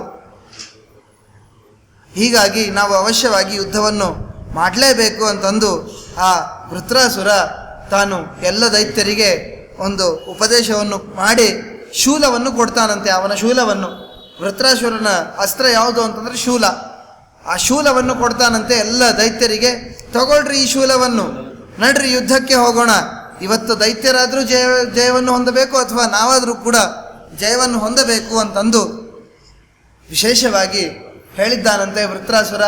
ಹಾಗೆ ಆಗಲಿ ಅಂತಂದು ಯುದ್ಧಕ್ಕೆ ಹೋಗಿದ್ದಾರೆ ಎಲ್ಲ ದೈತ್ಯರು. ದೈತ್ಯರ ದೇವತೆಗಳ ಅದ್ಭುತವಾದ ಯುದ್ಧ ಪ್ರಸಂಗವೇ ಆಗಿಬಿಟ್ಟಿದೆ. ಈ ಪ್ರಸಂಗದಲ್ಲಿ ದೇವರಿಗೆ ದೇವತೆಗಳಿಗೆಲ್ಲರಿಗೂ ಕೂಡ ವಿಶೇಷವಾದ ಬ್ರಹ್ಮದೇವರ, ಗುರುಗಳಾದ ಬೃಹಸ್ಪತ್ಯಾಚಾರ್ಯರ, ದಧೀಚಿ ಋಷಿಗಳ ಎಲ್ಲರ ಅನುಗ್ರಹ ಆಶೀರ್ವಾದ ಇತ್ತು. ಎಲ್ಲ ದೈತ್ಯರನ್ನೆಲ್ಲ ಅಪಜಯವನ್ನಾಗಿ ಮಾಡಿಸಿದ್ರು, ಎಲ್ಲರಿಗೂ ಸೋಲನ್ನು ಕೊಟ್ಟರು. ಆದರೆ ಇಂದ್ರದೇವರಿಗೆ ವೃತ್ರಾಸುರನನ್ನು ಮಾತ್ರ ಏನು ಮಾಡಲಿಕ್ಕೆ ಆಗ್ತಾ ಇಲ್ಲ. ಬೇಕಾದಷ್ಟು ಯುದ್ಧವನ್ನೆಲ್ಲ ಆಡಿದ್ದಾರೆ, ದೈತ್ಯರೆಲ್ಲರೂ ಕೂಡ ಸತ್ತು ಸುಣ್ಣ ಆಗಿದ್ದಾರೆ. ಆದರೆ ವೃತ್ರಾಸುರನ ಮಾತ್ರ ಹೇಗಿದ್ದಾನೋ ಹಾಗೆ ಇದ್ದಾನೆ. ಸ್ವಲ್ಪವೂ ಕೂಡ ಹೆಚ್ಚು ಕಮ್ಮಿ ಆಗಿಲ್ಲ ಅವನಲ್ಲಿ. ಸ್ವಲ್ಪ ಏನೋ ಇಷ್ಟು ಯುದ್ಧವನ್ನು ಆಡಿದ್ದೇನೆ, ಸ್ವಲ್ಪ ಶಕ್ತಿ ಕಮ್ಮಿ ಆಗಿದೆ ಅಂತ ಅನ್ನಿಸ್ತಾನೇ ಇಲ್ಲ. ಮೊದಲನೇ ಕ್ಷಣದಲ್ಲಿ ಯುದ್ಧಕ್ಕೆ ಯಾವ ಹುಮ್ಮಸ್ಸಿನಿಂದ ಬಂದಿರ್ತಾನೋ ಅದೇ ಹುಮ್ಮಸ್ಸಿನಿಂದ ವೃತ್ರಾಸುರ ತಾನು ಯುದ್ಧವನ್ನು ಆಡ್ತಾ ಇದ್ದಾನಂತೆ. ಇಂಥ ಪ್ರಸಂಗದಲ್ಲಿ ಆ ಇಂದ್ರ ತಾನು ಆಲೋಚನೆ ಮಾಡ್ತಾನಂತೆ, ವೃತ್ರಾಸುರನ ಜೊತೆ ಯುದ್ಧ ಆಡಿದರೆ ಏನು ನನಗಾಗೋದಿಲ್ಲ. ಯಾಕಂದರೆ ಅವನಾದರೂ ಸೋಲ್ತಾ ಇಲ್ಲ ಅಥವಾ ಸಾಯ್ತಾ ಇಲ್ಲ. ಸತ್ರೂ ಸೋತಂಗೆ, ಸೋತ್ರೂ ಸೋತಂಗೆ. ಆ ವೃತ್ರಾಸುರ ಸೋಲ್ತಾನೂ ಇಲ್ಲ, ಸಾಯ್ತಾನೂ ಇಲ್ಲ. ನಾನೆಷ್ಟು ಹೊಡೆದ್ರೂ ಅವನಿಗೇನೂ ಆಗ್ತಾ ಇಲ್ಲ. ಇಂಥ ಪ್ರಸಂಗದಲ್ಲಿ ಏನು ಮಾಡಬೇಕು? ಸಮಾನ ಶಕ್ತಿ ಇದ್ದರೆ ಆವಾಗ ಸ್ನೇಹವನ್ನು ಮಾಡಬೇಕಂತೆ. ವೃತ್ರಾಸುರನಿಗೂ ನನಗೂ ಸಮಾನ ಶಕ್ತಿ ಇದೆ ಅಂತ ಅನ್ನಿಸ್ತಾ ಇದೆ, ಸ್ನೇಹವನ್ನು ಮಾಡಿಬಿಡೋಣ ಅಂತಂದು ಸ್ನೇಹವನ್ನು ಮಾಡಿದ್ದಾನೆ. ವೃತ್ರಾಸುರ ಇಂದ್ರ ಇಬ್ಬರು ಸ್ನೇಹಿತರಾಗ್ಬಿಟ್ರು. ನೋಡ್ರಿ, ಇಂದ್ರನನ್ನು ಸಂಹಾರ ಮಾಡಲಿಕ್ಕೆ ಅಂತಂದು ಹುಟ್ಟಿದ್ದು ವೃತ್ರಾಸುರ. ಆ ವೃತ್ರಾಸುರನನ್ನು ಸಂಹಾರ ಮಾಡಲಿಕ್ಕೆ ಅಂತಂದೆ ಪಾಪ ದಧೀಚಿ ಋಷಿಗಳ ಪ್ರಾಣವನ್ನು ಪರಿತ್ಯಾಗ ಮಾಡಿ ವಜ್ರಾಯುಧವನ್ನು ಕೊಟ್ಟಿದ್ದಾರೆ. ಅಲ್ಲಿ ದಧೀಚಿ ಋಷಿಗಳ ಪ್ರಾಣಕ್ಕೆ ಬೆಲೆನೇ ಇಲ್ದಂಗೆ ಆಗೋಗ್ಬಿಡ್ತು. ಇಬ್ಬರು ಸ್ನೇಹಿತರಾಗ್ಬಿಟ್ರು. ಇಂತಹ ಪ್ರಸಂಗ ಯಾಕೆ ಸ್ನೇಹವನ್ನು ಇಂದ್ರ ತಾನು ಮಾಡಿದ್ದಾನೆ ಅಂತಂದರೆ ತಾತ್ಪರ್ಯದಲ್ಲಿ ಶ್ರೀಮದಾಚಾರ್ಯ ತಿಳಿಸ್ತಾರೆ. ಯಾಕೆ ಸ್ನೇಹವನ್ನು ಮಾಡಿದ್ದಾನಂತಂದರೆ ಇಂದ್ರ ಸ್ನೇಹವನ್ನು ಮಾಡಬೇಕು ಅಂತಂದು ಮಾಡಿಲ್ಲ. ಈ ವೃತ್ರಾಸುರನಿಗೆ ಹೇಗೆ ಸಾಯಿಸಬೇಕು ಅಂತಂದು ಗೊತ್ತಾಗ್ತಾ ಇಲ್ಲ, ಹೇಗೆ ಸಂಹಾರ ಮಾಡಬೇಕು ಅಂತಂದು ಗೊತ್ತಾಗ್ತಾ ಇಲ್ಲ. ಅವನೇ ಏನಾದರೂ ಹೇಳ್ತಾನ ನೋಡೋಣ ಅಂತಂದು ಆ ವೃತ್ರಾಸುರನ ಸ್ನೇಹವನ್ನು ಇಂದ್ರದೇವರು ತಾನು ಮಾಡಿದ್ದಾರಂತೆ. ಆವಾಗ ಇಬ್ಬರು ಮಾತಾಡ್ಕೊತಾರೆ, ವೃತ್ರಾಸುರ ಮತ್ತು ಇಂದ್ರದೇವರು. ಏನಪ್ಪ ವೃತ್ರಾಸುರ, ನೀ ಭಾರಿ ಇದೆಯಲ್ಲ ಅಂತ ಅಂದ್ಬಿಟ್ರು ಇಂದ್ರದೇವರು. ಒಂದೇ ಮಾತು, ನೀನು ಬಹಳ ಅದ್ಭುತವಾಗಿದ್ದೆ, ನಿನ್ನ ಪರಾಕ್ರಮ ಇದು ಭಾರಿ ಅದ್ಭುತ ಇದು. ನಾನು ಜಗತ್ತಿನಲ್ಲಿ ಯಾವ ದೈತ್ಯರಲ್ಲೂ ನೋಡಿಲ್ಲ ಇಷ್ಟು ಪರಾಕ್ರಮ. ಅಷ್ಟು ಪರಾಕ್ರಮ ನಿನ್ನಲ್ಲಿದೆ. ಎಷ್ಟು ಸಲ ದೇವತೆಗಳ ದೈತ್ಯರ ಸಮರವಾಗಿದೆ, ಎಷ್ಟು ಸಲ ದೇವತೆಗಳ ದೈತ್ಯರ ಯುದ್ಧವಾಗಿದೆ. ನಾವೆಲ್ಲ ದೇವತೆಗಳು ದೈತ್ಯರಿಗೆ ಒಂದು ಕ್ಷಣಾರ್ಧದಲ್ಲಿ ಅಪಜಯವನ್ನು ಕೊಟ್ಟು ಬಿಡ್ತಾ ಇದ್ವಿ, ಕ್ಷಣಾರ್ಧದಲ್ಲಿ ನಾವು ಜಯವನ್ನು ಸಾಧನೆ ಮಾಡ್ತಾ ಇದ್ವಿ. ಇಂತಹದ್ದು ನಮ್ಮ ಇತಿಹಾಸ. ಇಷ್ಟು ಅದ್ಭುತವಾಗಿ ಯುದ್ಧವನ್ನು ಆಡೋರು ನಾವು ಆಗಲಿ ನಿನಗೆ ನೋಡಿದ್ರೆ ಮಾತ್ರ ನನಗೇನೋ ಆಶ್ಚರ್ಯ ಅನ್ನಿಸ್ತಾ ಇದೆ. ಒಂದು ಅದ್ಭುತವಾದ ಶಕ್ತಿ ಇದೆ ನಿನ್ನಲ್ಲಿ, ಏನದು ಶಕ್ತಿಯ ರಹಸ್ಯ ಏನು ಅಂತಂದು ಇಂದ್ರದೇವರು ತಾನು ಕೇಳ್ತಾರಂತೆ. ಅದಕ್ಕೆ ವೃತ್ರಾಸುರ ಅಂತಾನೆ, ಏನಪ್ಪ ಇಂದ್ರ, ನೀನೇ ಹೀಗೆ ನನಗೆ ಪ್ರಶ್ನೆ ಕೇಳ್ತಿಲ್ಲ, ಶಕ್ತಿ ನನ್ನಲ್ಲಿದೆನಾ? ಸರ್ವಥಾ ಇಲ್ಲ. ಇದು ನನ್ನಲ್ಲೆಲ್ಲ, ನಿನ್ನಲ್ಲೂ ಶಕ್ತಿ ಎಲ್ಲಿ? ನಿನ್ನಲ್ಲಿದೆ, ನಿನ್ನಲ್ಲೂ ಶಕ್ತಿ ಇಲ್ಲ. ನನ್ನ ನಿನ್ನ ಎಲ್ಲ ದೇವತೆಗಳ ಎಲ್ಲ ದೈತ್ಯರ, ಅಷ್ಟ್ಯಾಕೆ ಬ್ರಹ್ಮದೇವರ ತಾಯಿಯಾದ ಲಕ್ಷ್ಮೀದೇವಿಯ ಎಲ್ಲರ ಶಕ್ತಿ ಇದು. ಅವರ ಶಕ್ತಿ ಅನ್ಕೊಂಡ್ಯಾ ನೀನು? ಸರ್ವಥಾ ಅಲ್ಲ, ಎಲ್ಲ ದೇವರ ಶಕ್ತಿ ಅದು. ದೇವರು ಒಂದು ಸಲ ಆಲೋಚನೆ ಮಾಡಿದರೆ ಶಕ್ತಿ ಬರುತ್ತೆ, ದೇವರು ಬೇಡ ಅಂತಂದ್ರೆ ಶಕ್ತಿ ಹೋಗತ್ತೆ. ಲಕ್ಷ್ಮೀದೇವಿಯ ಬಗ್ಗೆ ಹೇಳಬೇಕಾದ್ರೆ ಹೇಳ್ತಾರೆ, ಯಸ್ಯ ಕಟಾಕ್ಷ ಮಾತ್ರೇಣ ಬ್ರಹ್ಮ ರುದ್ರೇಂದ್ರ ಪೂರ್ವಕ. ಬ್ರಹ್ಮದೇವರು ಬ್ರಹ್ಮರ ದೇವರಾಗಬೇಕಾದ್ರೆ, ರುದ್ರದೇವರಾಗಬೇಕಾದ್ರೆ, ಇಂದ್ರದೇವರಾಗಬೇಕಾದ್ರೆ ಲಕ್ಷ್ಮೀದೇವಿಯ ಒಂದು ಕಟಾಕ್ಷ ಬೇಕಂತೆ. ಲಕ್ಷ್ಮೀದೇವಿಯ ಕಟಾಕ್ಷ ಇಲ್ಲ ಅಂತಂದ್ರೆ ಬ್ರಹ್ಮದೇವರಾಗಲ್ಲ. ಅಂತಹ ಲಕ್ಷ್ಮೀದೇವಿಯಲ್ಲೇ ಇಂತಹ ಶಕ್ತಿಯನ್ನು ಕೊಡೋದು ಪರಮಾತ್ಮ. ನನ್ನ ಶಕ್ತಿ ಅಲ್ಲ ಇದು, ಪರಮಾತ್ಮ ಕೊಟ್ಟ ಶಕ್ತಿ ಇದು, ಪರಮಾತ್ಮನ ಅನುಗ್ರಹದಿಂದ ಬಂದ ಶಕ್ತಿ ಇದು. ನನ್ನದು ನಿನ್ನದು ಅಂದ್ಕೊಂಡ್ರೆ ನಿನ್ಕಿನ್ನ ದಡ್ಡ್ರಿ ಇನ್ಯಾರೂ ಇಲ್ಲ. ಮಂದಹ ಅಂತಂತ, ನೀನು ಮಂದ ದಡ್ಡ ಅಂತ ಬೈತಾನೆ. ಏನು ದಡ್ಡ್ರ ಥರ ಮಾತಾಡ್ಲಿಕ್ಕತ್ತಿಲ್ಲ, ನಿನ್ಗೆ ಹೆಂಗೆ ಇಂದ್ರ ಪದವಿಯನ್ನು ಕೊಟ್ಟರು ನಿನಗೆ? ನೀನೇನೋ ಭಾರಿ ಬುದ್ಧಿವಂತ ಅಂತಂದು ನಾನು ಆಲೋಚನೆ ಮಾಡಿದ್ದೆ. ನಿನಗೆ ಇಂದ್ರ ಪದವಿಯನ್ನು ಕೊಟ್ಟವರಾದರೂ ಯಾರಪ್ಪ ಒಂದ್ಸಲ ನನಗೆ ತೋರಿಸ್ರಿ ಅಂತಂದ. ಎಲ್ಲರಲ್ಲಿಯೂ ಶಕ್ತಿಯನ್ನು ಕೊಡೋದು ಭಗವಂತ, ನಾವ್ಯಾರೂ ಅಲ್ಲ ಅಂತಂದು ತಿಳಿಸ್ತಾರೆ. ಉಪನಿಷತ್ತಿನಲ್ಲಿ ಬರುತ್ತೆ. ಶಕ್ತಿ, ಪ್ರೀತಿ, ಜ್ಞಾನ ಇದನ್ನೆಲ್ಲ ಕೊಡೋದು ಪರಮಾತ್ಮನಂತೆ. ನವಾರೇ ಪತ್ಯುಕ್ಕಾಮಾಯ ಪತಿಪ್ರಿಯೋ ಭವತಿ, ಆತ್ಮನಸ್ತು ಕಾಮಾಯ ಪತಿಪ್ರಿಯೋ ಭವತಿ. ನವಾರೇ ಜಾಯಾಕ್ಕಾಮಾಯ ಜಾಯಾಪ್ರಿಯ ಭವತಿ, ಆತ್ಮನಸ್ತು ಕಾಮಾಯ ಜಾಯಾಪ್ರಿಯ ಭವತಿ. ಎಲ್ಲ ದೇವರ ಅನುಗ್ರಹದಿಂದ ಆಶೀರ್ವಾದದಿಂದ ಅನ್ಲಿಕ್ಕೆ ಏನು ಅಂತಂದರೆ, ಗಂಡನಿಗೆ ಹೆಂಡತಿ ಇಷ್ಟ ಆಗ್ತಾಳೆ, ಹೆಂಡತಿಗೆ ಗಂಡ ಇಷ್ಟ ಆಗ್ತಾನೆ, ಗಂಡ ಹೆಂಡಂದರಿಗೆ ಮಕ್ಕಳು ಇಷ್ಟ ಅಂತ ಆಗ್ತಾರೆ. ಯಾಕೆ ಇಷ್ಟ ಅಂತಂದರೆ, ನನಗಿಷ್ಟಪ್ಪ ಅದಕ್ಕೆ ಇಷ್ಟ ಅನ್ನಕ್ಕೆ ಬರೋದಿಲ್ಲ ಅಂತೆ. ನಿನಗೆ ಅವ್ರು ಯಾಕೆ ಇಷ್ಟ ಅಂದರೆ, ನಂಗೆ ಗೊತ್ತಿಲ್ಲಪ್ಪ, ನನಗೆ ಅವ್ರು ಇಷ್ಟ ಅದಕ್ಕೆ ಇಷ್ಟ. ನಿನಗೆ ಬಾಳೆಹಣ್ಣು ಯಾಕೆ ಇಷ್ಟ ಅಂದ್ರೆ, ನನಗೆ ಬಾಳೆಹಣ್ಣು ಇಷ್ಟ ಅಂತಂದು ಇಷ್ಟ ಅಲ್ಲ. ಏನೋ ಬಾಳೆಹಣ್ಣು ಚೆನ್ನಾಗಿರುತ್ತೆ, ಸಿಹಿ ಇರುತ್ತೆ ಅದಕ್ಕೆ ಇಷ್ಟ ಅಂತಂದಲ್ಲ. ನಮಗೇನಾದರೂ ಒಂದು ಪದಾರ್ಥ ಇಷ್ಟ ಅಂತಂದರೆ ಯಾಕೆ ಇಷ್ಟ ಅಂತಂದರೆ, ನಮಗೆ ನಮ್ಮ ಹೆಂಡತಿ, ನಮ್ಮ ಮಕ್ಕಳು, ನಮ್ಮ ಸ್ನೇಹಿತರು, ನಾವು ತಿನ್ನುವ ಪದಾರ್ಥಗಳು, ನಾವಿರೋ ಮನೆ, ಇದೆಲ್ಲ ನಮಗೆ ಯಾಕೆ ಇಷ್ಟ ಅಂತಂದರೆ ಅದು ಚೆನ್ನಾಗಿದೆ ಅಂತಂದು ಇಷ್ಟ ಅಲ್ಲ. ಪರಮಾತ್ಮನಿಗೆ ಇವನಿಗೆ ಇದು ಇಷ್ಟ ಆಗಲಿ ಅಂತನೋ ಇಚ್ಛೆ ಇದೆ ಅಂತೆ. ನವಾರೇ ಪತ್ಯುಕ್ಕಾಮಾಯ ಪತಿಪ್ರಿಯೋ ಭವತಿ, ಆತ್ಮನಸ್ತು ಕಾಮಾಯ ಪತಿಪ್ರಿಯೋ ಭವತಿ. ಆತ್ಮ ಅಂತಂದರೆ ಪರಮಾತ್ಮ, ಪರಮಾತ್ಮನಿಗೆ ಇಚ್ಛೆ ಇದೆ ಅಂತೆ. ಇವನಿಗೆ ಈ ಹೆಂಡತಿ ಇಷ್ಟ ಆಗಲಿ, ಇವನಿಗೆ ಈ ಮಕ್ಕಳು ಇಷ್ಟ ಆಗಲಿ ಅಂತಂದು ಪರಮಾತ್ಮನಿಗೆ ಇಚ್ಛೆ ಇದ್ದಿದ್ದಕ್ಕೇನೆ ಮದುವೆ ಆಗುತ್ತಂತೆ, ಮಕ್ಕಳು ಹುಡ್ತಾರಂತೆ, ಆ ಮಕ್ಕಳಿನ ಮೇಲೆ ಪ್ರೀತಿ ಬರುತ್ತಂತೆ. ಯಾಕೆ ಅಂತಂದರೆ ಆ ಪ್ರೀತಿಯನ್ನು ಕೊಡೋದು ಪರಮಾತ್ಮ ಅಂತೆ. ನನಗೆ ಬಾಳೆಹಣ್ಣು ಯಾಕೆ ಇಷ್ಟ ಅಂತಂದರೆ, ನನಗೆ ಬಾಳೆಹಣ್ಣು ಇಷ್ಟ ಆಗಲಿ ಅಂತಂದು ಪರಮಾತ್ಮನಿಗೆ ಇಷ್ಟ. ಅದಕ್ಕಾಗಿ ನಮಗೆ ಹಣ್ಣುಗಳು, ಇರುವ ಪದಾರ್ಥಗಳು, ನಾವು ಉಪಯೋಗಿಸುವ ಪದಾರ್ಥಗಳು ಇದೆಲ್ಲ ನಮಗಿಷ್ಟ ಅಂತೆ. ತಾತ್ಪರ್ಯದಲ್ಲಿ, ಶ್ರೀಮದ್ ಭಾಗವತ ತಾತ್ಪರ್ಯದಲ್ಲಿ ಇಲ್ಲಿ ಸುಂದರವಾದ ವಿಷಯವನ್ನು ತಿಳಿಸ್ತಾರೆ. ಅಂದರೆ ದುಷ್ಟವಾದ ಪದಾರ್ಥಗಳು ಪರಮಾತ್ಮನಿಗಿಷ್ಟನಾ? ನಮಗಿಷ್ಟ ಆಗಲಿ ಅಂತಂದು ಪರಮಾತ್ಮ ಯಾಕೆ ಇಚ್ಛೆ ಪಡ್ತಾನೆ ಅಂದರೆ, ನಾವಂತಹ ಕರ್ಮಗಳನ್ನು ಮಾಡಿರ್ತೇವೆ, ನಾವಂತಹ ಕರ್ಮವನ್ನು ಮಾಡಿರ್ತೇವೆ. ಹೀಗಾಗಿ ನಮಗೆ ಆ ದುಷ್ಟವಾದ ಎಲ್ಲ ಪದಾರ್ಥಗಳು ಇಷ್ಟ ಆಗ್ತದಂತೆ. ಸಾತ್ವಿಕವಾದ ಕರ್ಮಗಳನ್ನು ಮಾಡಿದಾಗ ಮಾತ್ರ ಸಾತ್ವಿಕವಾದ ಆ ಪದಾರ್ಥಗಳು ಇಷ್ಟ ಆಗತ್ತಂತೆ. ಈ ರೀತಿಯಾಗಿ ಶಕ್ತಿ ಒಂದೇ ಅಲ್ಲ ಅಂತಾನೆ ವೃತ್ರಾಸುರ. ಶಕ್ತಿ ಒಂದೇ ದೇವರ ಅಧೀನ ಅಲ್ಲ, ಶಕ್ತಿ, ಪ್ರೀತಿ, ಇಚ್ಛಾ ಎಲ್ಲವೂ ಕೂಡ ಪರಮಾತ್ಮನ ಅಧೀನ. ನನ್ನಲ್ಲಿ ಶಕ್ತಿ ಬಂದಿದೆ ಅಂತಂದರೆ ಅದು ಸರ್ವಥಾ ನನ್ನಿಂದ ಬಂದ ಶಕ್ತಿ ಅಲ್ಲ. ಅದು ನಾನು ಏನೋ ಯೋಗಾಭ್ಯಾಸವನ್ನು ಮಾಡಿ ಅಥವಾ ದೇಹದಾರ್ಢ್ಯವನ್ನು ಮಾಡಿ, ಯಾವುದೋ ಅದ್ಭುತವಾದ ಆಹಾರವನ್ನು ಸ್ವೀಕಾರ ಮಾಡಿ, ಅಥವಾ ಯಾವುದೋ ಒಂದು ಮಂತ್ರದ ಜಪವನ್ನು ಮಾಡಿ ಬಂದ ಶಕ್ತಿ ಇದು ಸರ್ವಥಾ ಅಲ್ಲ. ಇದು ಪರಮಾತ್ಮ ನನಗೆ ಕೊಟ್ಟ ಶಕ್ತಿ. ಇದು ಅವನ ಅನುಗ್ರಹ ಆಶೀರ್ವಾದದಿಂದ ನನಗೆ ಬಂದ ಶಕ್ತಿ ಇದು.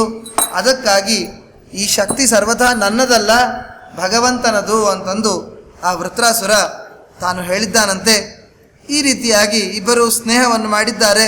ಅದ್ಭುತವಾದ ಮೋಕ್ಷದ ಎಲ್ಲ ಧರ್ಮವನ್ನು ಆ ವೃತ್ರಾಸುರ ಇಂದ್ರನಿಗೆ ತಾನು ಉಪದೇಶ ಮಾಡಿದ್ದಾನಂತೆ. ಇಷ್ಟೆಲ್ಲ ಉಪದೇಶ ಆದ ಮೇಲೆ ಇಂದ್ರ ತಾನು ಕೇಳ್ತಾ ಇದ್ದಾನೆ, ಆಯ್ತಪ್ಪ ಇಷ್ಟೆಲ್ಲ ಉಪದೇಶ ಮಾಡಿಯಲ್ಲ ನೀನು, ನಾನು ಹಿಂಗೊಂದು ಕೇಳ್ತೀನಿ, ಹೇಳ್ತೀಯಾ? ಹೇಳ್ತೀನಿ, ಕೇಳು.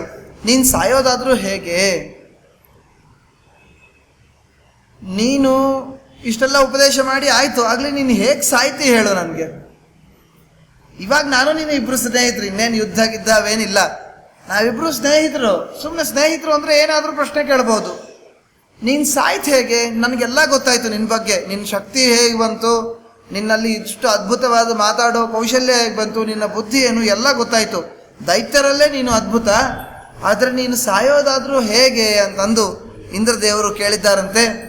ನನಗೆ ಒಂದು ವರ ಇದೆ, ಎಂಥ ಅಸ್ತ್ರ ಆದರೂ ಇರಲಿ, ಎಂಥ ಶಸ್ತ್ರ ಆದರೂ ಇರಲಿ, ಬರೀ ಅಸ್ತ್ರದಿಂದ ಶಸ್ತ್ರದಿಂದ ಹೊಡೆದ್ರೆ ನಾನು ಸಾಯೋದಿಲ್ಲ, ಫೇನದಿಂದ ಹೊಡೆದ್ರೆ ನಾನು ಸಾಯ್ತೇನೆ. ಫೇನ ಅಂದರೆ ಬುರುಗು.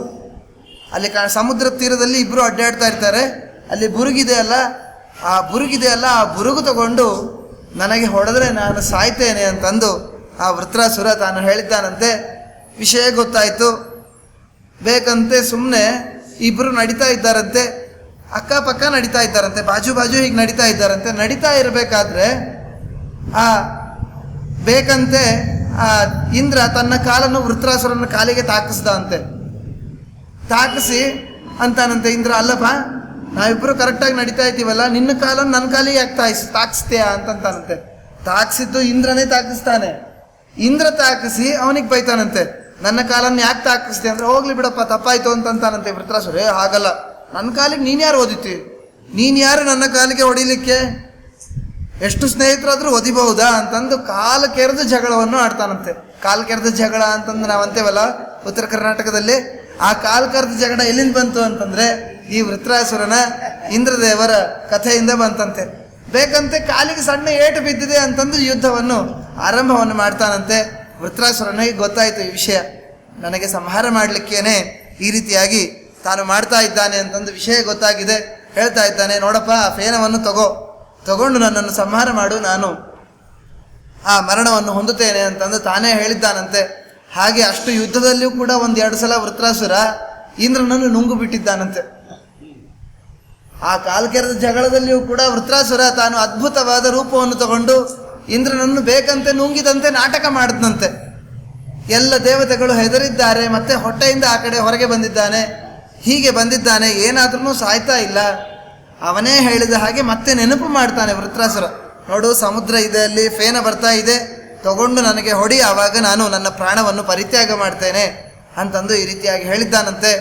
ಇಷ್ಟು ಹೇಳಿದ ಮೇಲೆ ಆ ಫೇನವನ್ನು ವಜ್ರಾಯುಧಕ್ಕೆ ಹಚ್ಚಿ ಆ ವೃತ್ರಾಸುರನನ್ನು ಇಂದ್ರದೇವರು ತಾವು ಸಂಹಾರವನ್ನು ಮಾಡಿದ್ದಾರಂತೆ. ಈ ರೀತಿಯಾಗಿ ಆ ವೃತ್ರಾಸುರನನ್ನು ಸಂಹಾರ ಮಾಡಿ ಆ ಸಂಪೂರ್ಣವಾಗಿರ್ತಕ್ಕಂತಹ ಮತ್ತೆ ದೇವತೆಗಳ ಲೋಕವಾದ ಆ ಇಂದ್ರ ಲೋಕವನ್ನು, ಸ್ವರ್ಗ ಲೋಕವನ್ನು ಮತ್ತೆ ಇಂದ್ರದೇವರು ತಾವು ಸ್ವೀಕಾರ ಮಾಡಿದ್ದಾರೆ. ಯಾರು ಈ ವೃತ್ರಾಸುರ, ಏನು ಇಂಥ ಅದ್ಭುತವಾದ ಎಲ್ಲ ಉಪದೇಶಗಳನ್ನು ಮಾಡಿದ್ದಾನೆ, ಎಂಥವರಾದರೂ ಮಾಡಲಿಕ್ಕೆ ಸಾಧ್ಯ, ದೈತ್ಯರಾದರೂ ಸರ್ವಥಾ ಇಂಥ ಅದ್ಭುತವಾದ ಉಪದೇಶಾದಿಗಳನ್ನೆಲ್ಲ ಮಾಡಲಿಕ್ಕೆ ಸಾಧ್ಯ ಇಲ್ಲ. ಆದರೂ ಈ ವೃತ್ರಾಸುರ ಇಷ್ಟು ಅದ್ಭುತವಾದ ಉಪದೇಶವನ್ನು, ಪರಮಾತ್ಮನ ತತ್ವಗಳನ್ನು ಇಷ್ಟೆಲ್ಲ ಹೇಳಿದ್ದಾನೆ ಅಂತಂದರೆ ಯಾರು ಇದು ವೃತ್ರಾಸುರ ಅಂತಂದರೆ ಅದನ್ನು ಆ ಕಥಾಭಾಗವನ್ನು ಮತ್ತೆ ನಾಳೆ ದಿನ ತಿಳಿಲಿಕ್ಕೆ ಪ್ರಯತ್ನ ಮಾಡೋಣ. ಶ್ರೀಕೃಷ್ಣಾರ್ಪಣಮಸ್ತು. ಇದಂ ಜ್ಞಾನಂ ಹರೇ ಪೂಜಾ ಹರೇ ರೇವೋದಿತಂ ಸದಾ ಹರ್ಯಧೀನಂ ಚ ಸರ್ವತ್ರ ಇತ್ಯೇವಂ ನ್ಯಾಸೌ ಹರೌ ಸ್ಮೃತಃ. ಶ್ರೀಕೃಷ್ಣಾರ್ಪಣಮಸ್ತು.